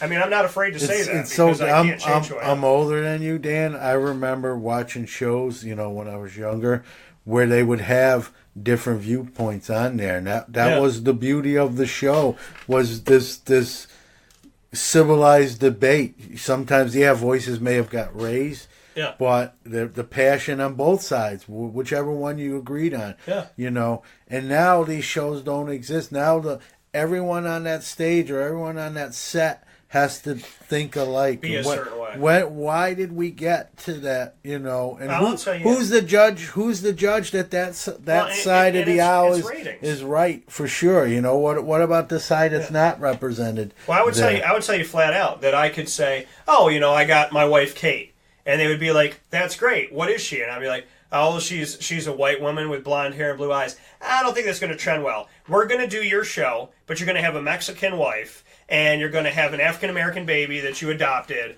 Like, you know, it's this sick, twisted, you know, you see it in, like, Spider-Man Homecoming. They tried to, like, push it on you. They changed all these characters. This one's Filipino now. This one's African-American. This one's this.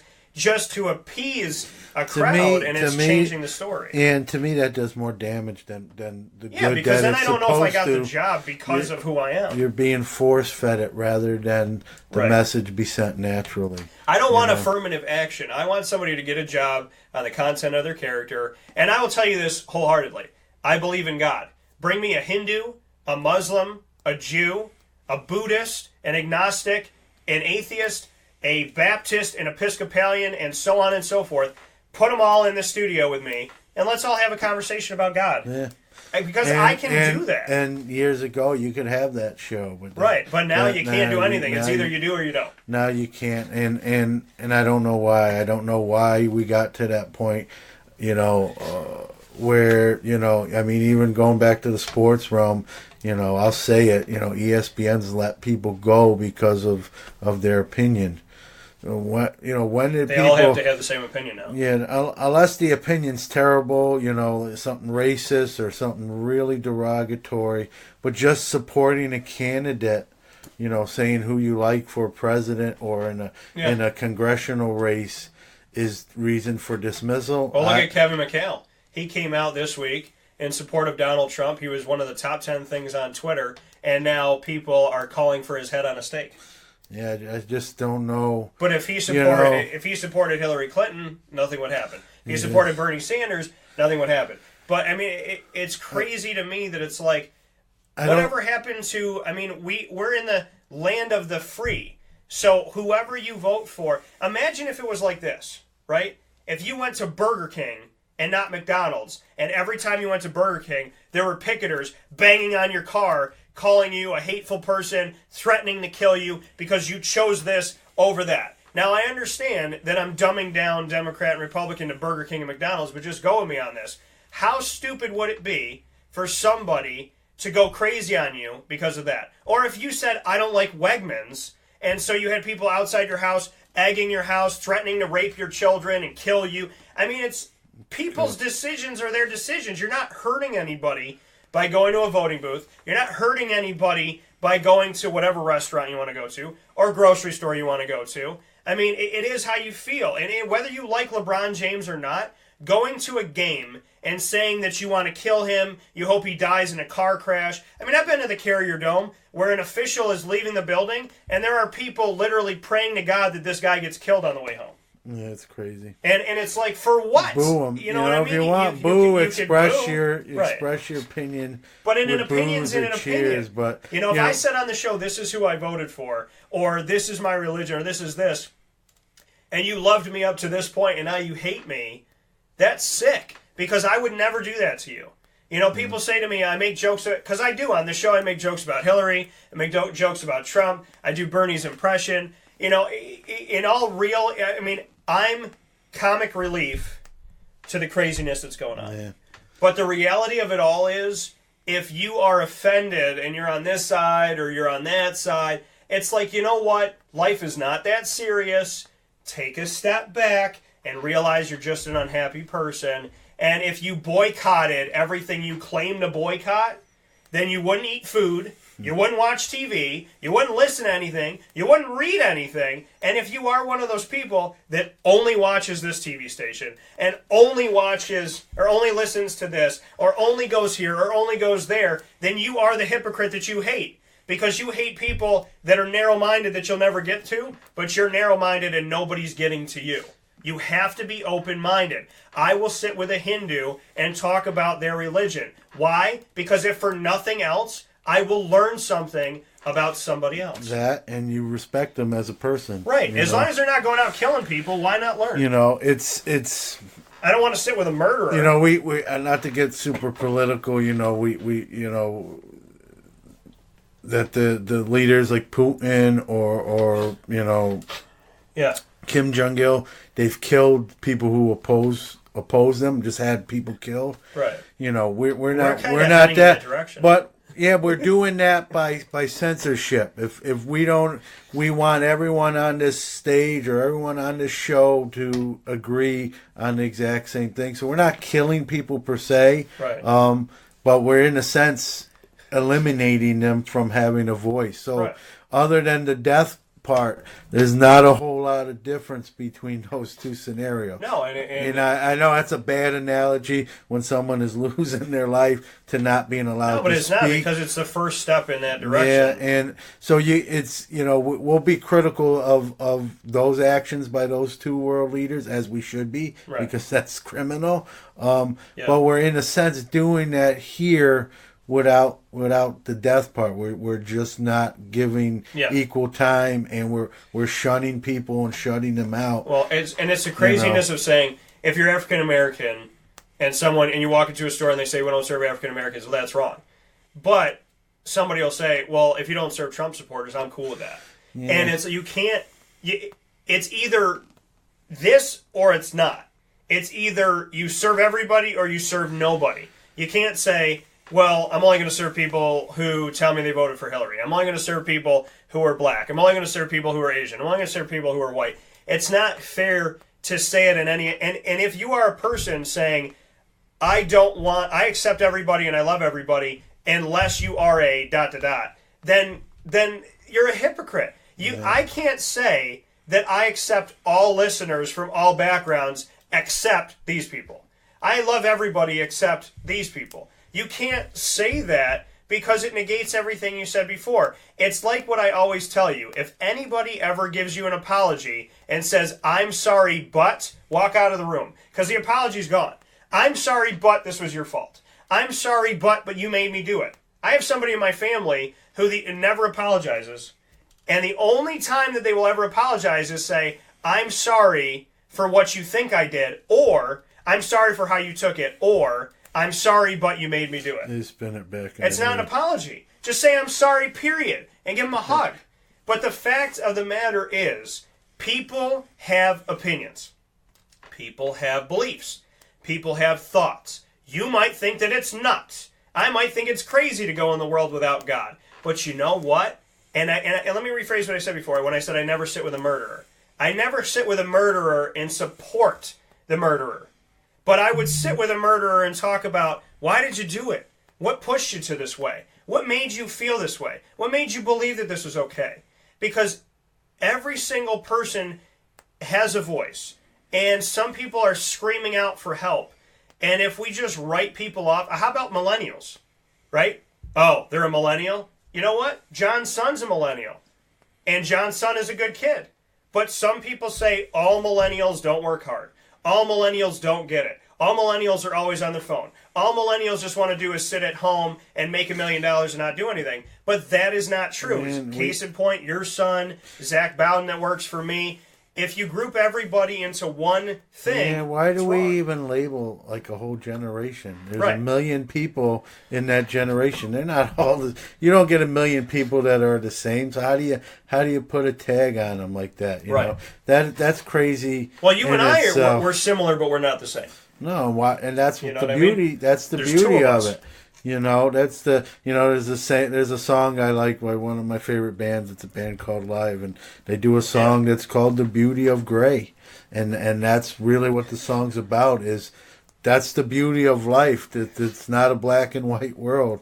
You know, that we swirl, and that's the beauty of we gray. live in a world that wants to make us black or white, when the reality is we're all somewhere in that gray scale. And that's the truth of it. I don't know.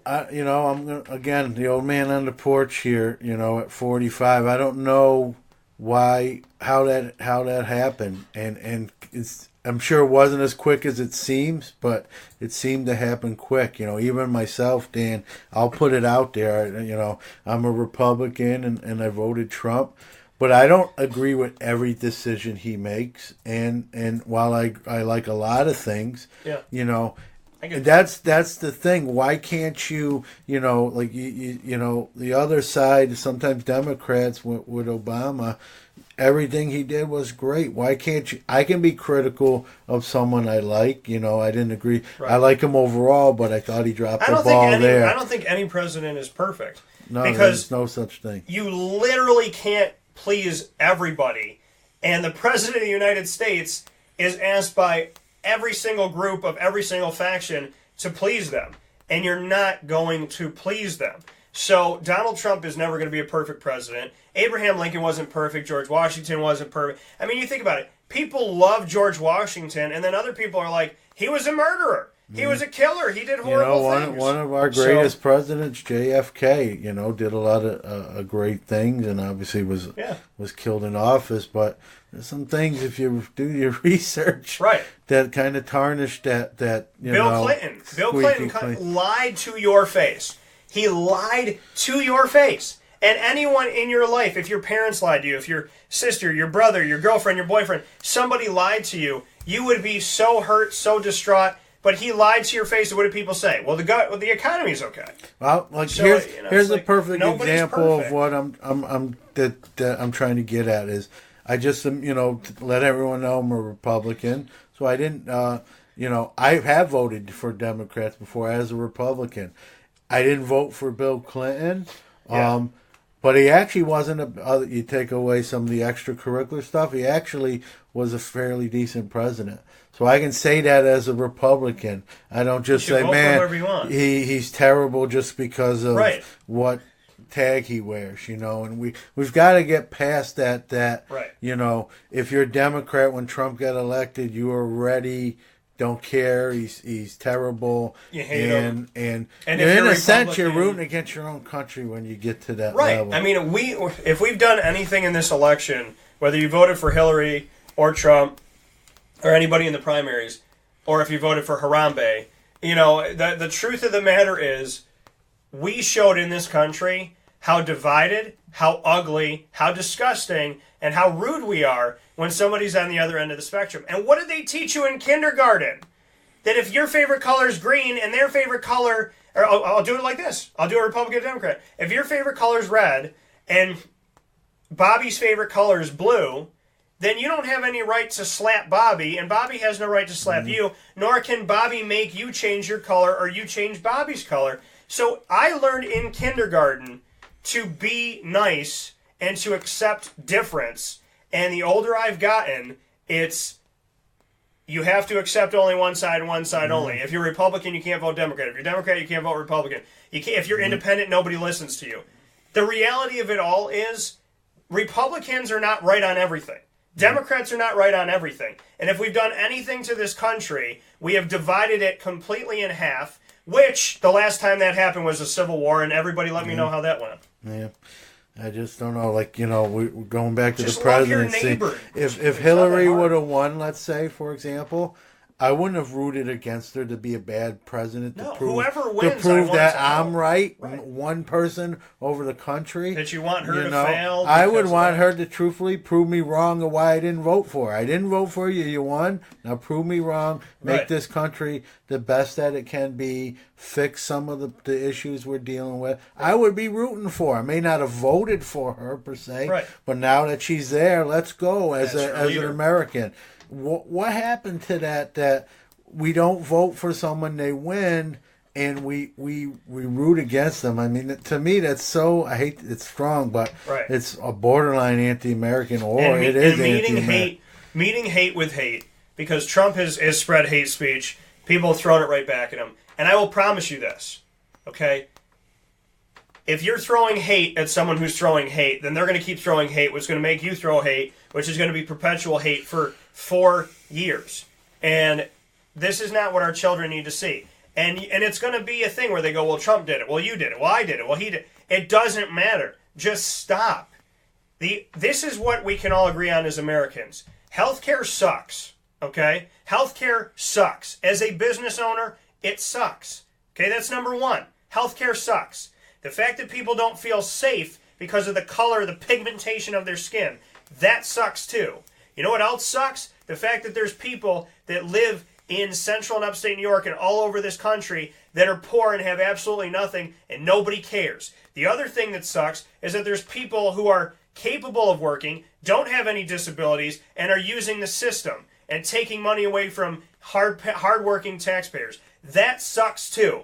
The other part that sucks is there's some rich people that don't give a damn about anybody, but there's also rich people that do, but every rich person is grouped as being an a-hole, and that sucks too. So there's all of these things that we can agree on need to be better. Whether you're blue, purple, pink, brown, orange, I don't care. I want you to be able to birth your child and have the best possible doctors to bring that child out and take care of the mother and take care of the baby and get the baby home safely. I want everybody to have the opportunity to get a great job. I want you to go to college, and when you look at your student loans, be able to pay those off because of the wonderful job you got from going to college. I want you to live your dreams. I want you to have a good life. I want you to be able to buy a house. And I don't want you to get a house and have a kid. I don't want people in the world saying things like I've said to my wife before. Well, I really want to have a kid, but I'm terrified that I won't be able to afford that child. There are things that we all as Americans agree on, but we spend no time on it because, unfortunately, my brothers and sisters in the media are more concerned about making you hate each other than they am about bringing you together. Because if the world came together and the country came together, they would have nothing to talk about. So as a broadcaster, I will always do what is inside of my blood that God gave me to do. It's just funny how the world needs me more now than I ever thought that they would need me. Because who I am is who I was always going to be, but I never thought I would be fighting 99.9% of the media that's going to say to you, we hope another black man gets gunned down. Because then we can talk about it, and then we can ask Trump about it, and then we can ask Obama about it, and then we can make it a big ordeal. They don't care about the people that are getting gunned down. They just care about the story. We've turned into a society that roots against itself. Yeah, we've turned into a society that wants a good story. Think about that. How crazy is that when you really boil that down to what it really is? I mean, it's scary, truthfully, if you really think about it. And we have to be bigger than the story. Yeah. And you have to be able to open the door and say hello to your neighbor.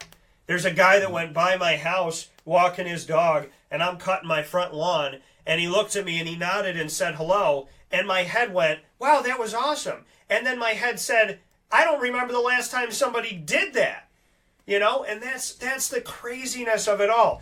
Be nice to people and understand we're all fighting the same fight. We're trying to make enough money, doing what we love, to take care of those we love, and to live a good life. And we focus so much on all the crap that doesn't matter that it piles up in our lives to the point where we all smell bad and we're all angry. And that's no life to lead. I don't give a damn who you are, Republican, Democrat, Independent, but for goodness sakes, vote for positive change. And when people say they're going to do something, hold them accountable. And if you don't like something, then peacefully do something about it. But violence only begets more violence. Hate only begets more hate. Negativity only begets more negativity. And the way that we're going right now is a prime example of knowing that negativity and pessimism gets you nowhere. It gets you running in a circle. And the fact that we could say, if you listen to CNN, you're Democratic, and if you listen to Fox, you're Republican, no one should be able to say that. That should not be a truth. Okay? Dick Vitale will always choose Duke over everything. That doesn't make you a good broadcaster. It makes you the opposite. And I'm not here to rip on Dick. I'm just making an example. Everybody knows he loves Duke. Okay? If I think Syracuse is going to lose, born and raised in Syracuse, I will tell you. Okay, I don't think Syracuse's football team is going to go 12-0 anytime soon, and I don't meet that with any hate. I meet that with truth. And you hope you're wrong. And I hope, and again, like you said, prove me wrong. Prove me wrong. This Syracuse basketball team that people didn't think was going to win 8 games proved the whole country wrong. And what did broadcasters do? What did the members of the media do? When they were proved wrong time and time again, they won't get in the tournament. They won't win their play-in game. They won't win the round of 64. They won't win in the round of 32. They won't make it to the Sweet 16. All of those talking head idiots at the end of that entire run said, well, they should have never let him in the tournament, or else they never would have won a game. They found a way, and that's what our society does now. When we're wrong, we keep spinning it. We keep spinning it. Okay? That's all we do. Okay? Would you punch a baby in the face? Most people would say no. But there's some people out there that are like, well, the baby deserved it, and here's the reasons. Sometimes things are just wrong. Sometimes you need to come on the air and say, I was wrong. Joe Theismann, the Super Bowl champion himself, and myself, both thought that Cam Newton wouldn't be as good as he is. And Joe and I went on to my show and said together on live radio, he said, Dan, I was wrong about how I felt, and I said, Joe, I was too. And he said, you know what? We never knew Cam Newton was going to be this good. Mm-hmm. Because you got to admit when you're wrong. And society does not admit when it's wrong. They will continue to spin the narrative. And that's all it is. It's a story. Okay? If you're over here, you're wrong. If you're over here, you're wrong.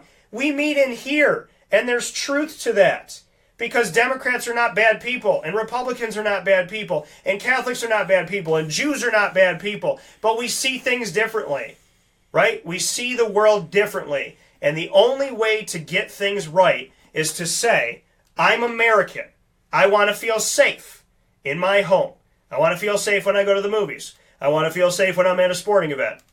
I want to feel safe when I'm driving. I want to make enough money to take care of my kids. I want to be able to retire before I'm 87 years old. And I want my health care to cover what it's supposed to say that it covers. Outside of that stuff, you like a hot dog, I like a burger. You like a Cooney, I like a hot dog. You like Burger King, I like McDonald's. Who gives a you-know-what when the real things are taken care of? But because people in the media want to make us hate each other because it sells. There's a reason why I don't have 1 million viewers and they do, but I'm comfortable with the ones I got. It sells. But God forbid I went on the air as a Republican, or I went on the air as a Democrat, and I said, you know what? You know what, Republican? I'm a Democrat. Do you want your kids to be safe? Oh, geez, I do, Dan. Well, I do too. Holy crap. We agreed on something. Let's take a commercial break and figure out how the hell that happened. It's not that hard to make the world a better place. You just have to be the people that say to this world, enough is enough. You have to say to all of these partial people out there that enough is enough. And if you're in a conversation with somebody who's not going to agree with you, no matter what you say, if you're in a conversation where you go, is punching a baby wrong? And they go, no. Then walk away. Because you're not going to change that person. You're not going to affect that person. And we're not trying to change people. Go to people that believe that we should be together. And I can promise you that I've walked into a room of Hillary and Trump supporters, and I've said one thing to both of them. Do you think that either one of them is a perfect person? Well, no, I don't, Dan. Okay, then we agree on something. Now, can we have dinner? Can we have dinner now? Can we break bread together? This world was divided once. This country was divided once. Brother against brother, and we killed each other. So, would you like that to happen again? Or would you like to be on both ends of the aisle and realize that we're seeing the same movie? Right? If I go down the left aisle at the theater and you go down the right aisle, we're still watching the same damn screen. Yeah. What do we want that screen to show? Fire and brimstone? Or do we want that screen to show a nice sunny day with grass that's not snowing in central and upstate New York? I don't, that's the part that's a head scratcher is that, how do you we all live here. We need to be in at least in that instance on the same page, rooting for us as a country to be successful, regardless of who's in a position of power. What did they say? A house against itself. A house against itself cannot stand. Or it's a house divided, like you said. A house divided cannot stand. Regardless, I voted for who I voted for, whether my person won or not. Whoever won, I'm going to root for good things to happen because they're the leader of where we live, our country. How to think anything other than that is I don't even like to think about it. It's to me it's head scratching. I mean, if you're going to do that, then move to another country and root against that person. Right. If you hate America so much, then why would you be here? Yeah, You know what I mean? Like, I love America. When your candidate doesn't win and then you're rooting for them to fail to prove your point, you're saying your point is worth more than your country. Which ultimately will affect your home. Man, if that's not egotistical as an individual, then I don't know what is. When does being right stop trumping being healthy and having a good well-being? If you need to be right, and again, I've met people like this, when being right is the only thing that's important to you, as my mother said, they will be a lonely person someday. Yep. And they're on that track. We'll take a step aside. We'll come back with part 2 of Collectible Corner this morning on mixlr.com/wakeupcalldt. John's brought some cards into the building. Newman Sports Cards. We're going to look at them in part 2. We thank everybody that tuned into this, and we appreciate you for being a part of this, because the reality of it all is we have overcomplicated a simple situation. We all want the same stuff, okay? When push comes to shove, outside of crazy people, we all want the same things. How do we get them? Together. We'll take a step aside. We'll be back in a second. This is a wake-up call fast break. For one day only, Sunday, August 12th from 10 a.m. to 7 p.m., the CNY Pop Festival brings sports and pop entertainers together, including Syracuse basketball's Decades of Boeheim from Roosevelt Bowie Jr. to Dajuan Coleman, as well as Syracuse football alumni and actors from The Flash, Star Wars, The Gremlins, Power Rangers, and The Addams Family. Come to the CNY Pop Festival at the F Shed at the Regional Market. Buy VIP and pre-sale tickets now on CNYPopFestival.com. Brought to you by Honda City Liverpool, Utica Pizza Company, and True by Hilton Camillus. Gear up with the real deal at Dry-Sig Apparel, creating what people are going to see and learn about you before they even meet you. Gear up for what you need for your team, business, or event. To look professional, look good, and feel good, outfit yourself at DrySigApparel.com. That's DREISSIG Apparel.com. The only place to gear up with the real deal. What's the universal language of a fan? Clapping your hands. With Fan Hands, the ultimate sports fan accessory, find your team color, slip them on, and start cheering on your favorite team with 11 different colors, always in stock on fanhands.com, where you'll find the ultimate sports fan accessory. Real fans wear Fan Hands. Utica Pizza Company spells family. Your family, my family, their family. The recipes that they have shared with each other throughout the years and have now been so gracious to share them with us. I can sit here and talk with you about all the great things that are on the menu. We'd be here forever. So let me say this. Utica Pizza Company is second to none. And now you can bring it home with you and you can dine in the restaurant. UticaPizzaCompany.com will give you all the information that you need. And let me say, these Utica greens, they're the best. Utica Pizza Company. Call them and place your order at 315-214-3060. That's 315-214-3060. Families break bread at Utica Pizza Company. Welcome back here to Wake Up Call with Dan Tortora on wakeupcalldt.com, your one-stop sports shop, and on mixlr.com/wakeupcalldt. Proud to be here with you every Monday through Friday from 9 a.m. to 11 a.m. Eastern Time, hanging out with you in studios here with the man that they call John Newman of Newman Sports Cards. Proud to be here in the building with John Newman, and we are here in Collectible Corner, a segment every single Friday on Wake Up Call with Dan Tortora. I've given up on, you talk about changing yourself for the better, and you talk about doing right by yourself. I've given up saying that this segment is 10 to 11 a.m. Eastern Time because it's not.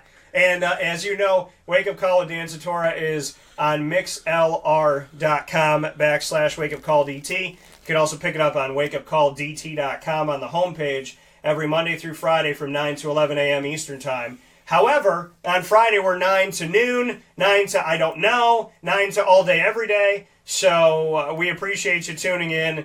And all jokes aside, I'm happy to extend the show for a good conversation with Yeah, John. So. yeah, like sports goes in overtime sometimes. I guess We're always going in overtime. We are always in the extra period. Yeah.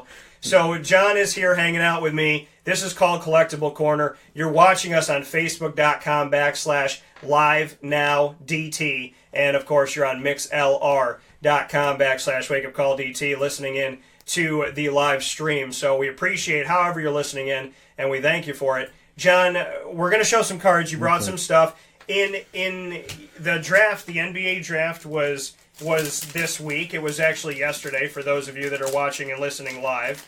So with that being said, in honor of the draft, I brought some, former Syracuse draft pick cards that I'll be unveiling here today that we haven't shown, and John's going to show some of his stuff. So, John, what do you got for us first? First card, I haven't had one of these come in a long time. I got it this week, and older collectors might remember this. This was one of the hottest cards back in the day.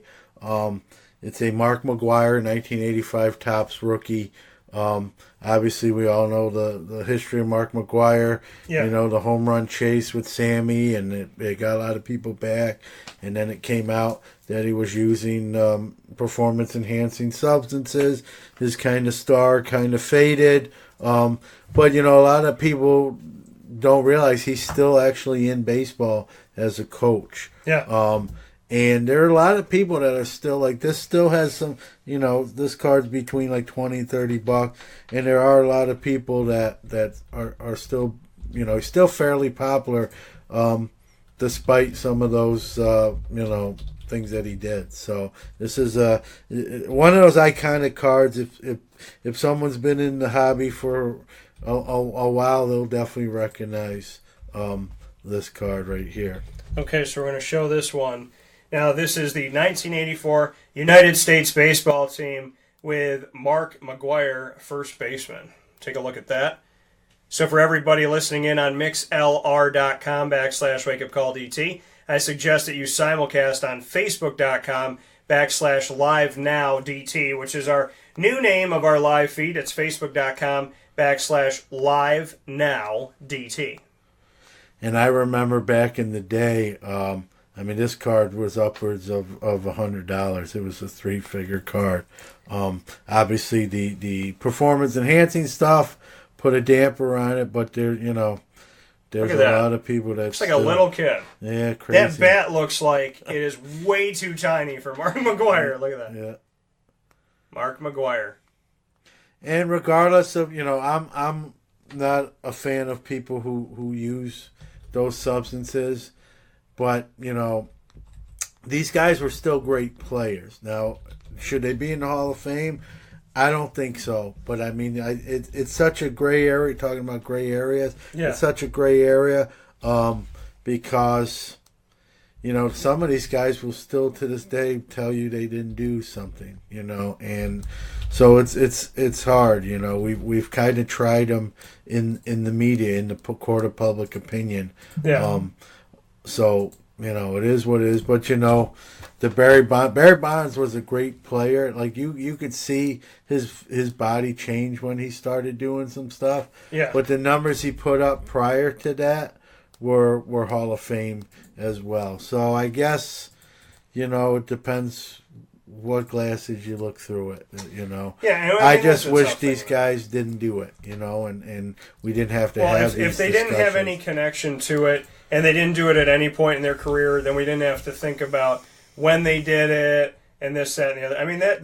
The sadness of it all is we don't know how long they did it, if they did it for sure, but the fact that it's there taints the whole history. If they did it in the last 3 years where they felt like they weren't strong enough and they weren't this, they weren't that, but everything they had done before that was truly them, it still taints the whole thing. So, as they always tell you, if you didn't cheat once, then people don't have to worry about how you cheated, when you cheated, where you cheated, who you cheated with, this, that, and the other. If you do it, then you do it, and that's the unfortunate part of this whole thing is, whenever, A-Rod admits to doing it, but then he gets this mega contract from the Yankees, which makes you think, well, why would he stop? Yeah. But, I mean, it's the same thing. I think, too, what happened with that era in baseball, even specifically, was it was kind of a keeping up with the Joneses kind of thing. Yeah. With the contracts getting astronomical, I'm not excusing their decisions or their behaviors. Yeah. But I think a lot of the usage that during that time period was other players thinking, if I don't do it, I'm not going to get that big contract. I'm not going to keep up with this player. Maybe my career is shorter because of that. I'll get cut and replaced by a guy who's hitting 40 home runs to my 18. Well, let's be out put of it the up sport on this, I too. love.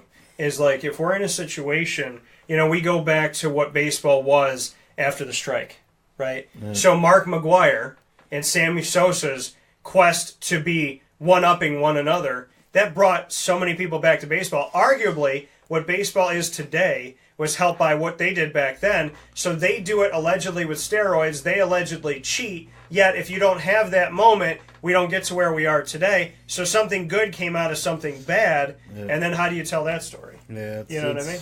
It's tough. I think it's one of those. Here we talk about difference of opinion. I think it's But the just ends don't gonna justify the means Yeah, on I think that, so. baseball enthusiasts is, you talk to two different baseball fans, they'll give you two different opinions of it. And I loved watching Sammy Sosa, and it breaks my heart that anything would come from him that wasn't real, Yeah. But it's like you still think about those moments, and I still remember whenever Mark McGwire went up to bat and he hit that ball, or Sammy hit it, you would just see there was pictures throughout, there was flashes of light all throughout the entire, everyone wanted to get a snapshot of this historical moment that we were living in. And after all of that, it's like you don't really hear much of anything about Mark McGwire. Like you said, people forget that he's a coach, and you don't hear anything about Sammy Sosa.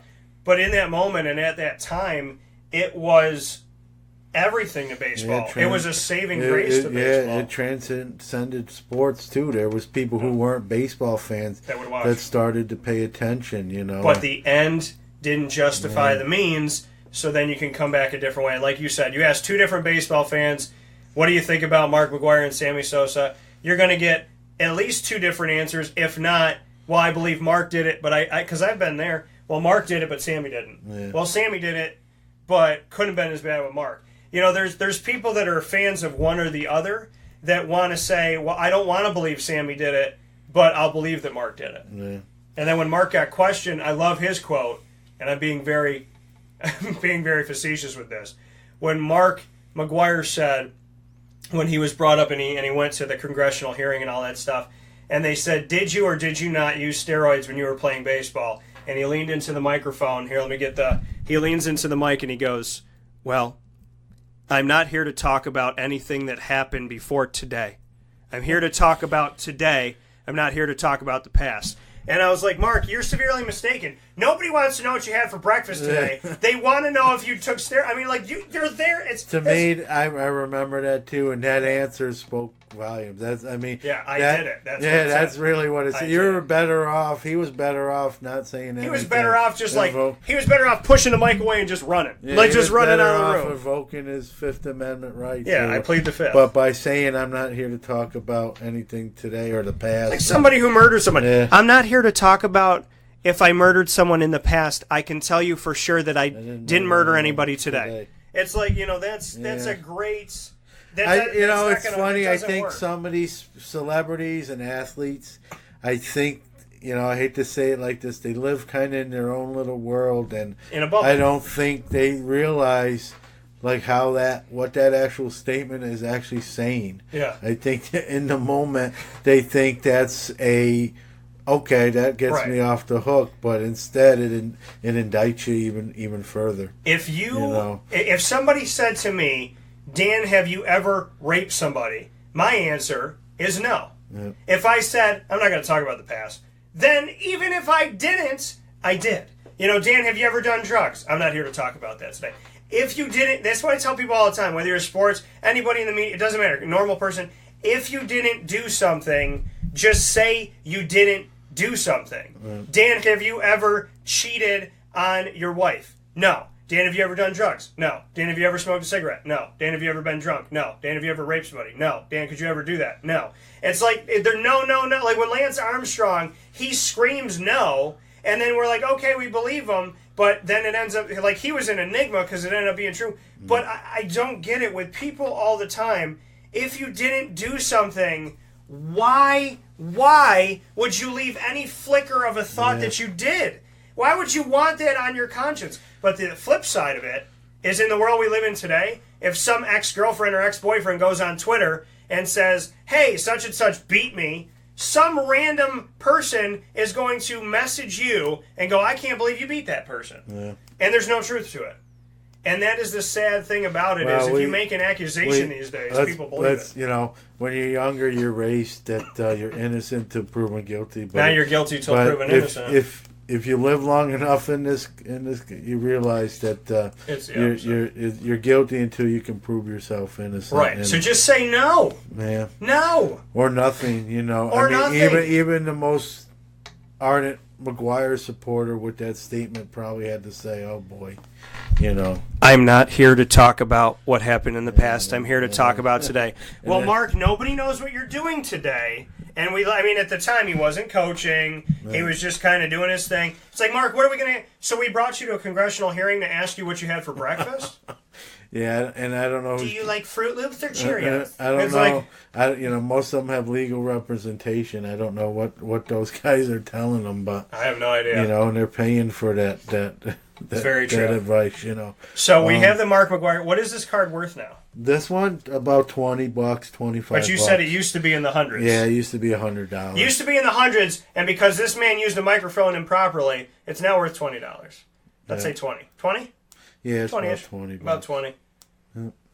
So that Mark McGuire, this sweet, sweet face that told America he's not here to talk about the past, only the present. It's good to live in the present because you can't live in the others. You know, the funny thing is when people live in the past or they live in the future, the thing that's hilarious and ironic about that is that it's impossible. You can't live behind time and you can't live in front of time unless you have a DeLorean, which none of us do. So, Mark McGuire, here is his card. Used to be in the hundreds, now $20 because of a moment in baseball that brought baseball back, but ultimately diminished this man's light in baseball. Isn't it funny how he brought the sport back, but it affected him? Yep. It's crazy. Yep. What else we got? All right, this card's not $20. This is a big one. This is a guy who's this generation's basically Mickey Mantle. He's tearing it up. I think he's got like 25 home runs, and God forbid I don't believe this to be the case. You know, years down the line, we find out he was doing something with performance-enhancing drug. And I don't believe he is. And when you see the numbers this guy's putting up naturally, it's just incredible. He's, you know, I don't get amazed too much. I'm 45. I've seen some great players in all sports over the last 20, 30 years. But what this guy's doing in today's day and age, this amazed you. That did amaze me. It still amazes me. You can put it over here if I got my stuff. No, I'm going to keep it right here. But a piece of Ernie Davis's jersey. Yeah, this amazed crazy. John Newman at the age of 45. Yeah. But this guy's just putting up, you know, video game numbers in baseball. Yeah. I believe he's doing it naturally. You know, I can't, you know, I could say what 90, you know, only he knows, but I'm 99% sure he is. And the things he's doing under those terms are just crazy. This is a Mike Trout autograph card, numbered to 25. This is out of product by Topps called Diamond Icons. Yeah. And if you ever go to YouTube and search Diamond Icons and see this product open, it's a high-end product. I think one box costs $1,500. Has 10 cards in it. So each card you're literally paying $150 each, sight unseen. Okay, so it's a high-end product. I didn't open any of the stuff to be, you know, completely transparent. I just acquired the card. Yeah. But it's a Trout auto out of the Diamond Icons, numbered to 25. So Diamond Icons, signature on card, no sticker, on card. Yep. 19 of 25 made in the world. Mike Trout, right here. It says, congratulations, you have just received a diamond autograph card of Mike Trout for 2017 Topps Diamond Icons Baseball. And this is not $20. No, it's a lot of $20. It's a lot of 20s put together. Yeah. How much is this? It's between $450 and $500. So an on-card Mike Trout autograph from Diamond Icons made by Topps. So you're looking at least 400 bones there. Yeah, usually more. More than that. Yeah. That's a beautiful signature. Yeah, and dare I say nice that it looks a card. little Michael Jordan-esque. Yeah. A little bit. It looks like an MJ right there. Yep, he's got one of those signatures that. And he's one of those guys that he started to play well. There was a lot of hype, and he's only gotten better. Yeah, he just keeps like trending. The up, only thing you that's don't always stopping see that. this guy, God forbid, is injury. Well, let's hope he never has and, one. You know what's crazy God bless is the year he's having. He's going to win MVP. Look at that autograph. But about 5 weeks ago, he was actually struggling. He was batting. I remember he was batting like 210, and now he's like well over 300, like that quick. Which is awesome. He had like 5 home runs. He's batting 210, and What now do you consider a good batting average? You're a big baseball guy. 280. 280. 280 is. To So me, anything above 280 is 280 above is a good hitter. What is astronomically phenomenal? Batting average wise, yeah, batting average 330. 330. So 330 and above. If you're hitting 330 against the pitchers we have in today's game, yeah, you're a good hit, a very good hitter. You're doing it. Not just a good hitter, you're a very good hitter. Okay.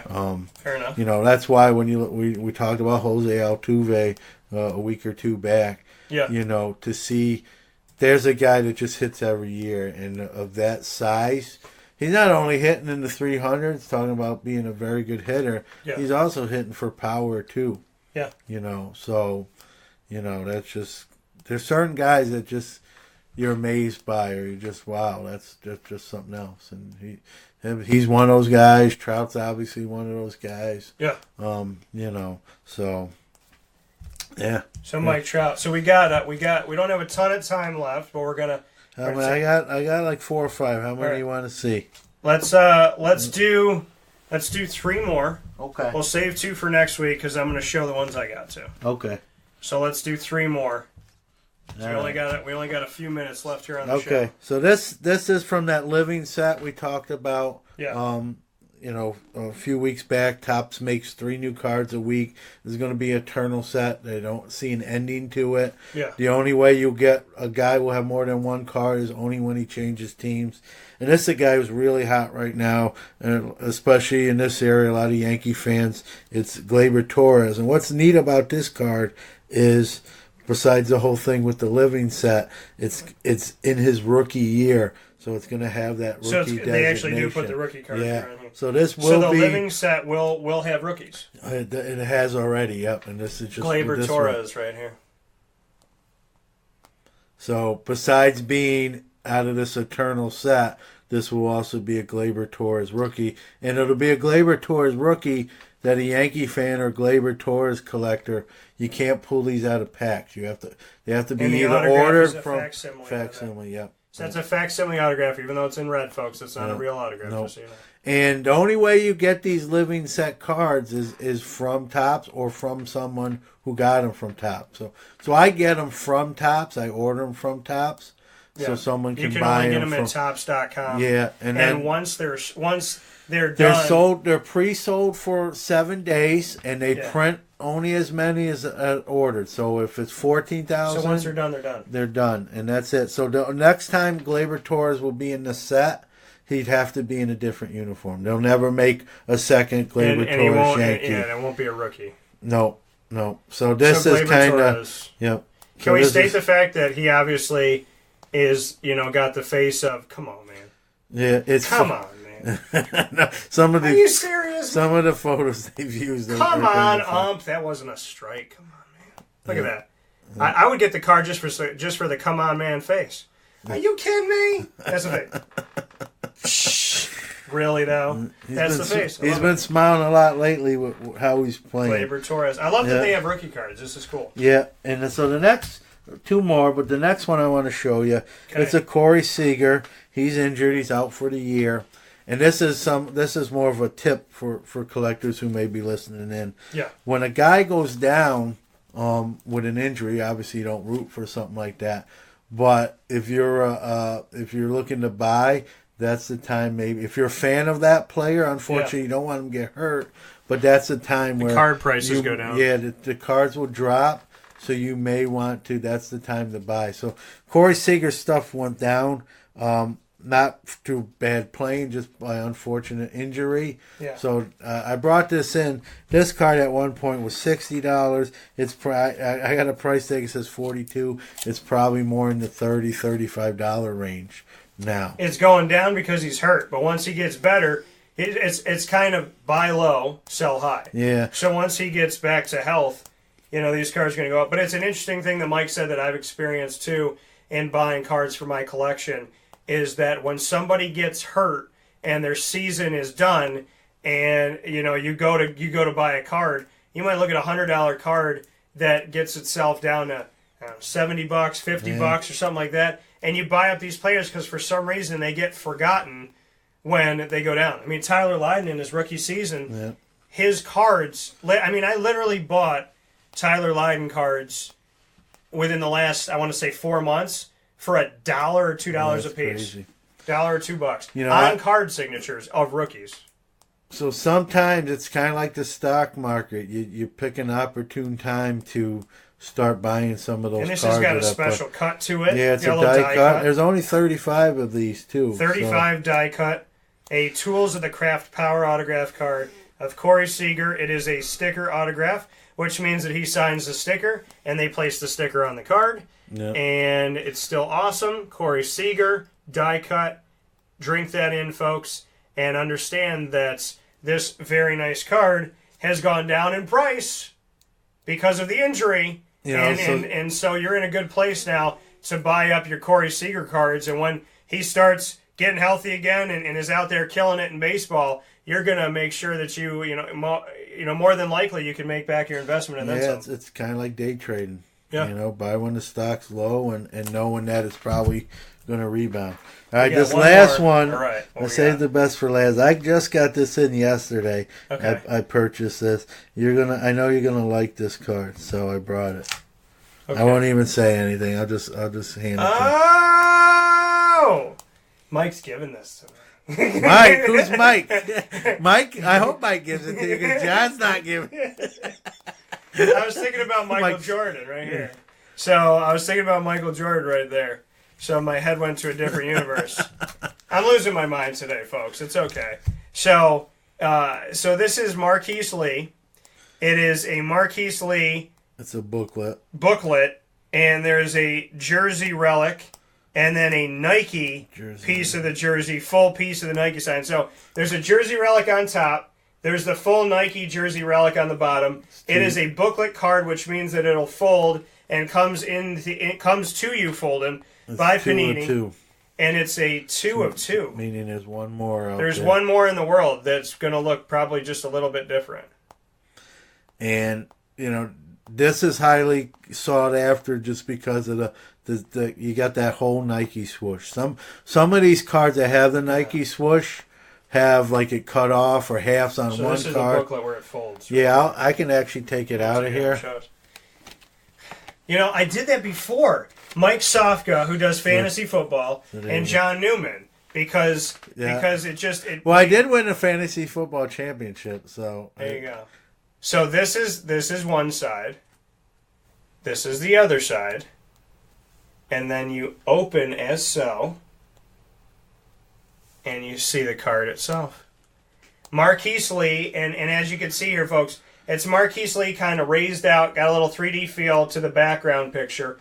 And then we have a jersey relic that you could feel really nice right here. And then you have the raised Nike stitching jersey piece as well. So there's 2 pieces of the jersey for Marquise Lee, the full Nike symbol, which, as John was saying, you go out and you look for, and people buy up these cards and they sell them really high because it's got the full Nike patch. So I mean, this could be practice squad guy A, And the Nike patch, they're going to still try and sell this for a pretty penny because of the fact that it's a full Nike patch. Marquise Lee trying to be the #1 receiver in Jacksonville right now. The finest logo that the Jaguars have ever had, in my opinion, is on the back. Yeah, I agree. I'm not a Jaguars fan, obviously. Everyone, if you've listened to me enough, you know I'm a huge Steeler guy. But that is a cool logo. And the funny thing is, I've never seen a 2 of 2 before. Yeah, it's I'm curious to where the other one is and what's on that one. There's only 2 in the world. There's only 2 of these cards in the world, and I am holding one of them. I'm wondering if the other one, the 1 of 2, has the part of the Jaguars logo, is my guess. And Marquise Lee has been on the show numerous times, and so shout out Marquise, because I've gotten to, be with you face to face and talk with you. So holding a piece of the jersey it has a special meaning to me, even more so because you and I have spent time together doing interviews and whatnot for the show. But yeah, this is a nice booklet, a 2 of 2. If I found anything with a Jaguars patch, I'd go nuts. So John Newman has this in studio, and I don't know if he'll have it when he leaves studio. There you are. Yeah, it's kind of a cool card. I just bought a lot of football cards a couple days ago, and quite a few. I'll have stuff for future episodes. That's for sure. Look at this. And you could buy John and Jordan Newman from me for $500 a piece. And we'll sign them as well. And you'll sign them. So we have just a couple minutes left. I want to show these really quick. And shout out to Mike Sofka for his awesome work with fantasy football. And I apologize for saying Mike when I meant John. No, that's all right. I've been called worse than that before. So if you call me Dave, I will punch a hole. Just don't call me late for dinner. I will punch a hole in the wall if you call me Dave. I don't like when people call me Dave.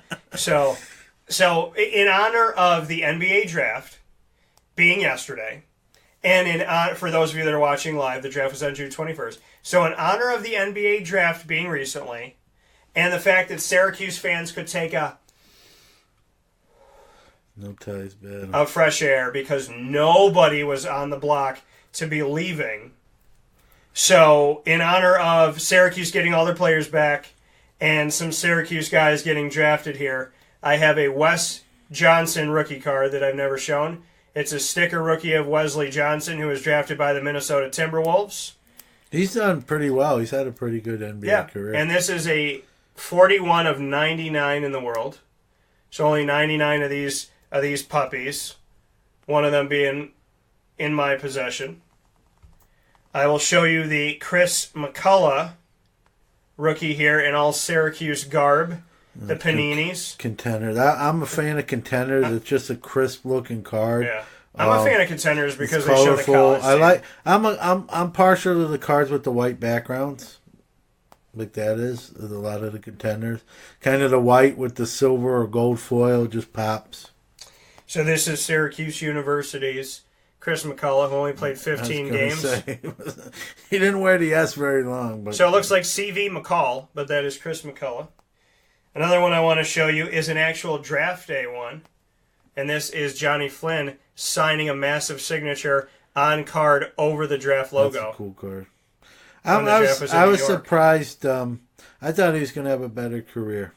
Yeah, me too. I thought he was kind of in the dungeon because he was selected with Ricky Rubio. Yeah. And they were waiting forever for Ricky. So he was like the fill-in point guard. Yeah, they kind of didn't give him to me, they didn't give him a fair shake. He was a fill-in guy, which wasn't fair. I'm surprised. He played in China, though, and I did get to interview him He wound up going to the Rockets, too, but he didn't stick there. So this is Johnny Flynn on card. And these, Johnny, thank you for this, because this is a massive signature where he signed all over.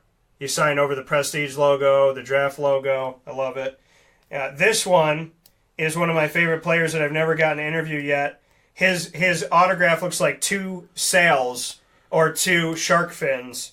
This is an on-card auto, and he signs really small. It's 165 at 250, but it's an on-card autograph of Hakeem Warwick, who just joined Boeheim's army.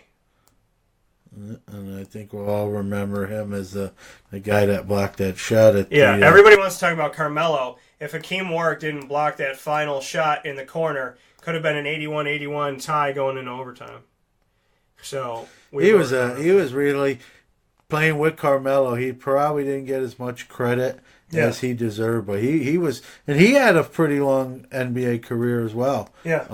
And I thought he was, didn't get enough credit while he was here. He did a little bit of everything: shot blocking, rebounding, scoring, and just kind of a well-rounded player. Yeah. What I found is interesting is on the new cards, it'll say the autograph is guaranteed by, and give the company. On these old cards, it says you have received a card personally autographed by Hakeem Warwick. This trading card was sent to Upper Deck directly from Hakeem Warwick. This certificate expressly warrants the authenticity of the depicted athlete's signature. Enjoy your autograph. And you hear stories from time to time that they'll have a spouse or a relative sometimes sign for them to get through it quicker.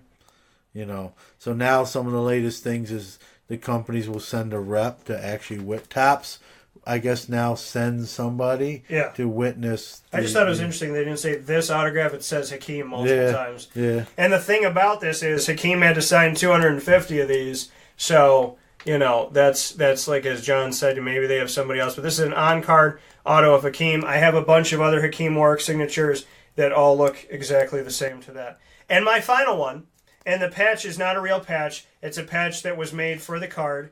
But the signature is on the patch, and this is the rookie card of a gentleman that I know, that I appreciate, and have also had his father on the show numerous times, and both of them Syracuse alum, and that is Andy Routens. So Andy and Leo, this is Andy Routens' Knicks rookie card patch, and you can see this. The patch, it has been created by Panini, but the autograph is authentic. Yep. These are called manufactured patches. So that is all we have for today. For John Newman of Newman Sports Cards, go buy stuff at ecwid.com/store/Newman Sports Cards. You can also find them on Twitter, Instagram, and Facebook. We appreciate you being here. Facebook.com/live. Now DT is a live feed. John, thank you. It's Mike. Have a great day, folks.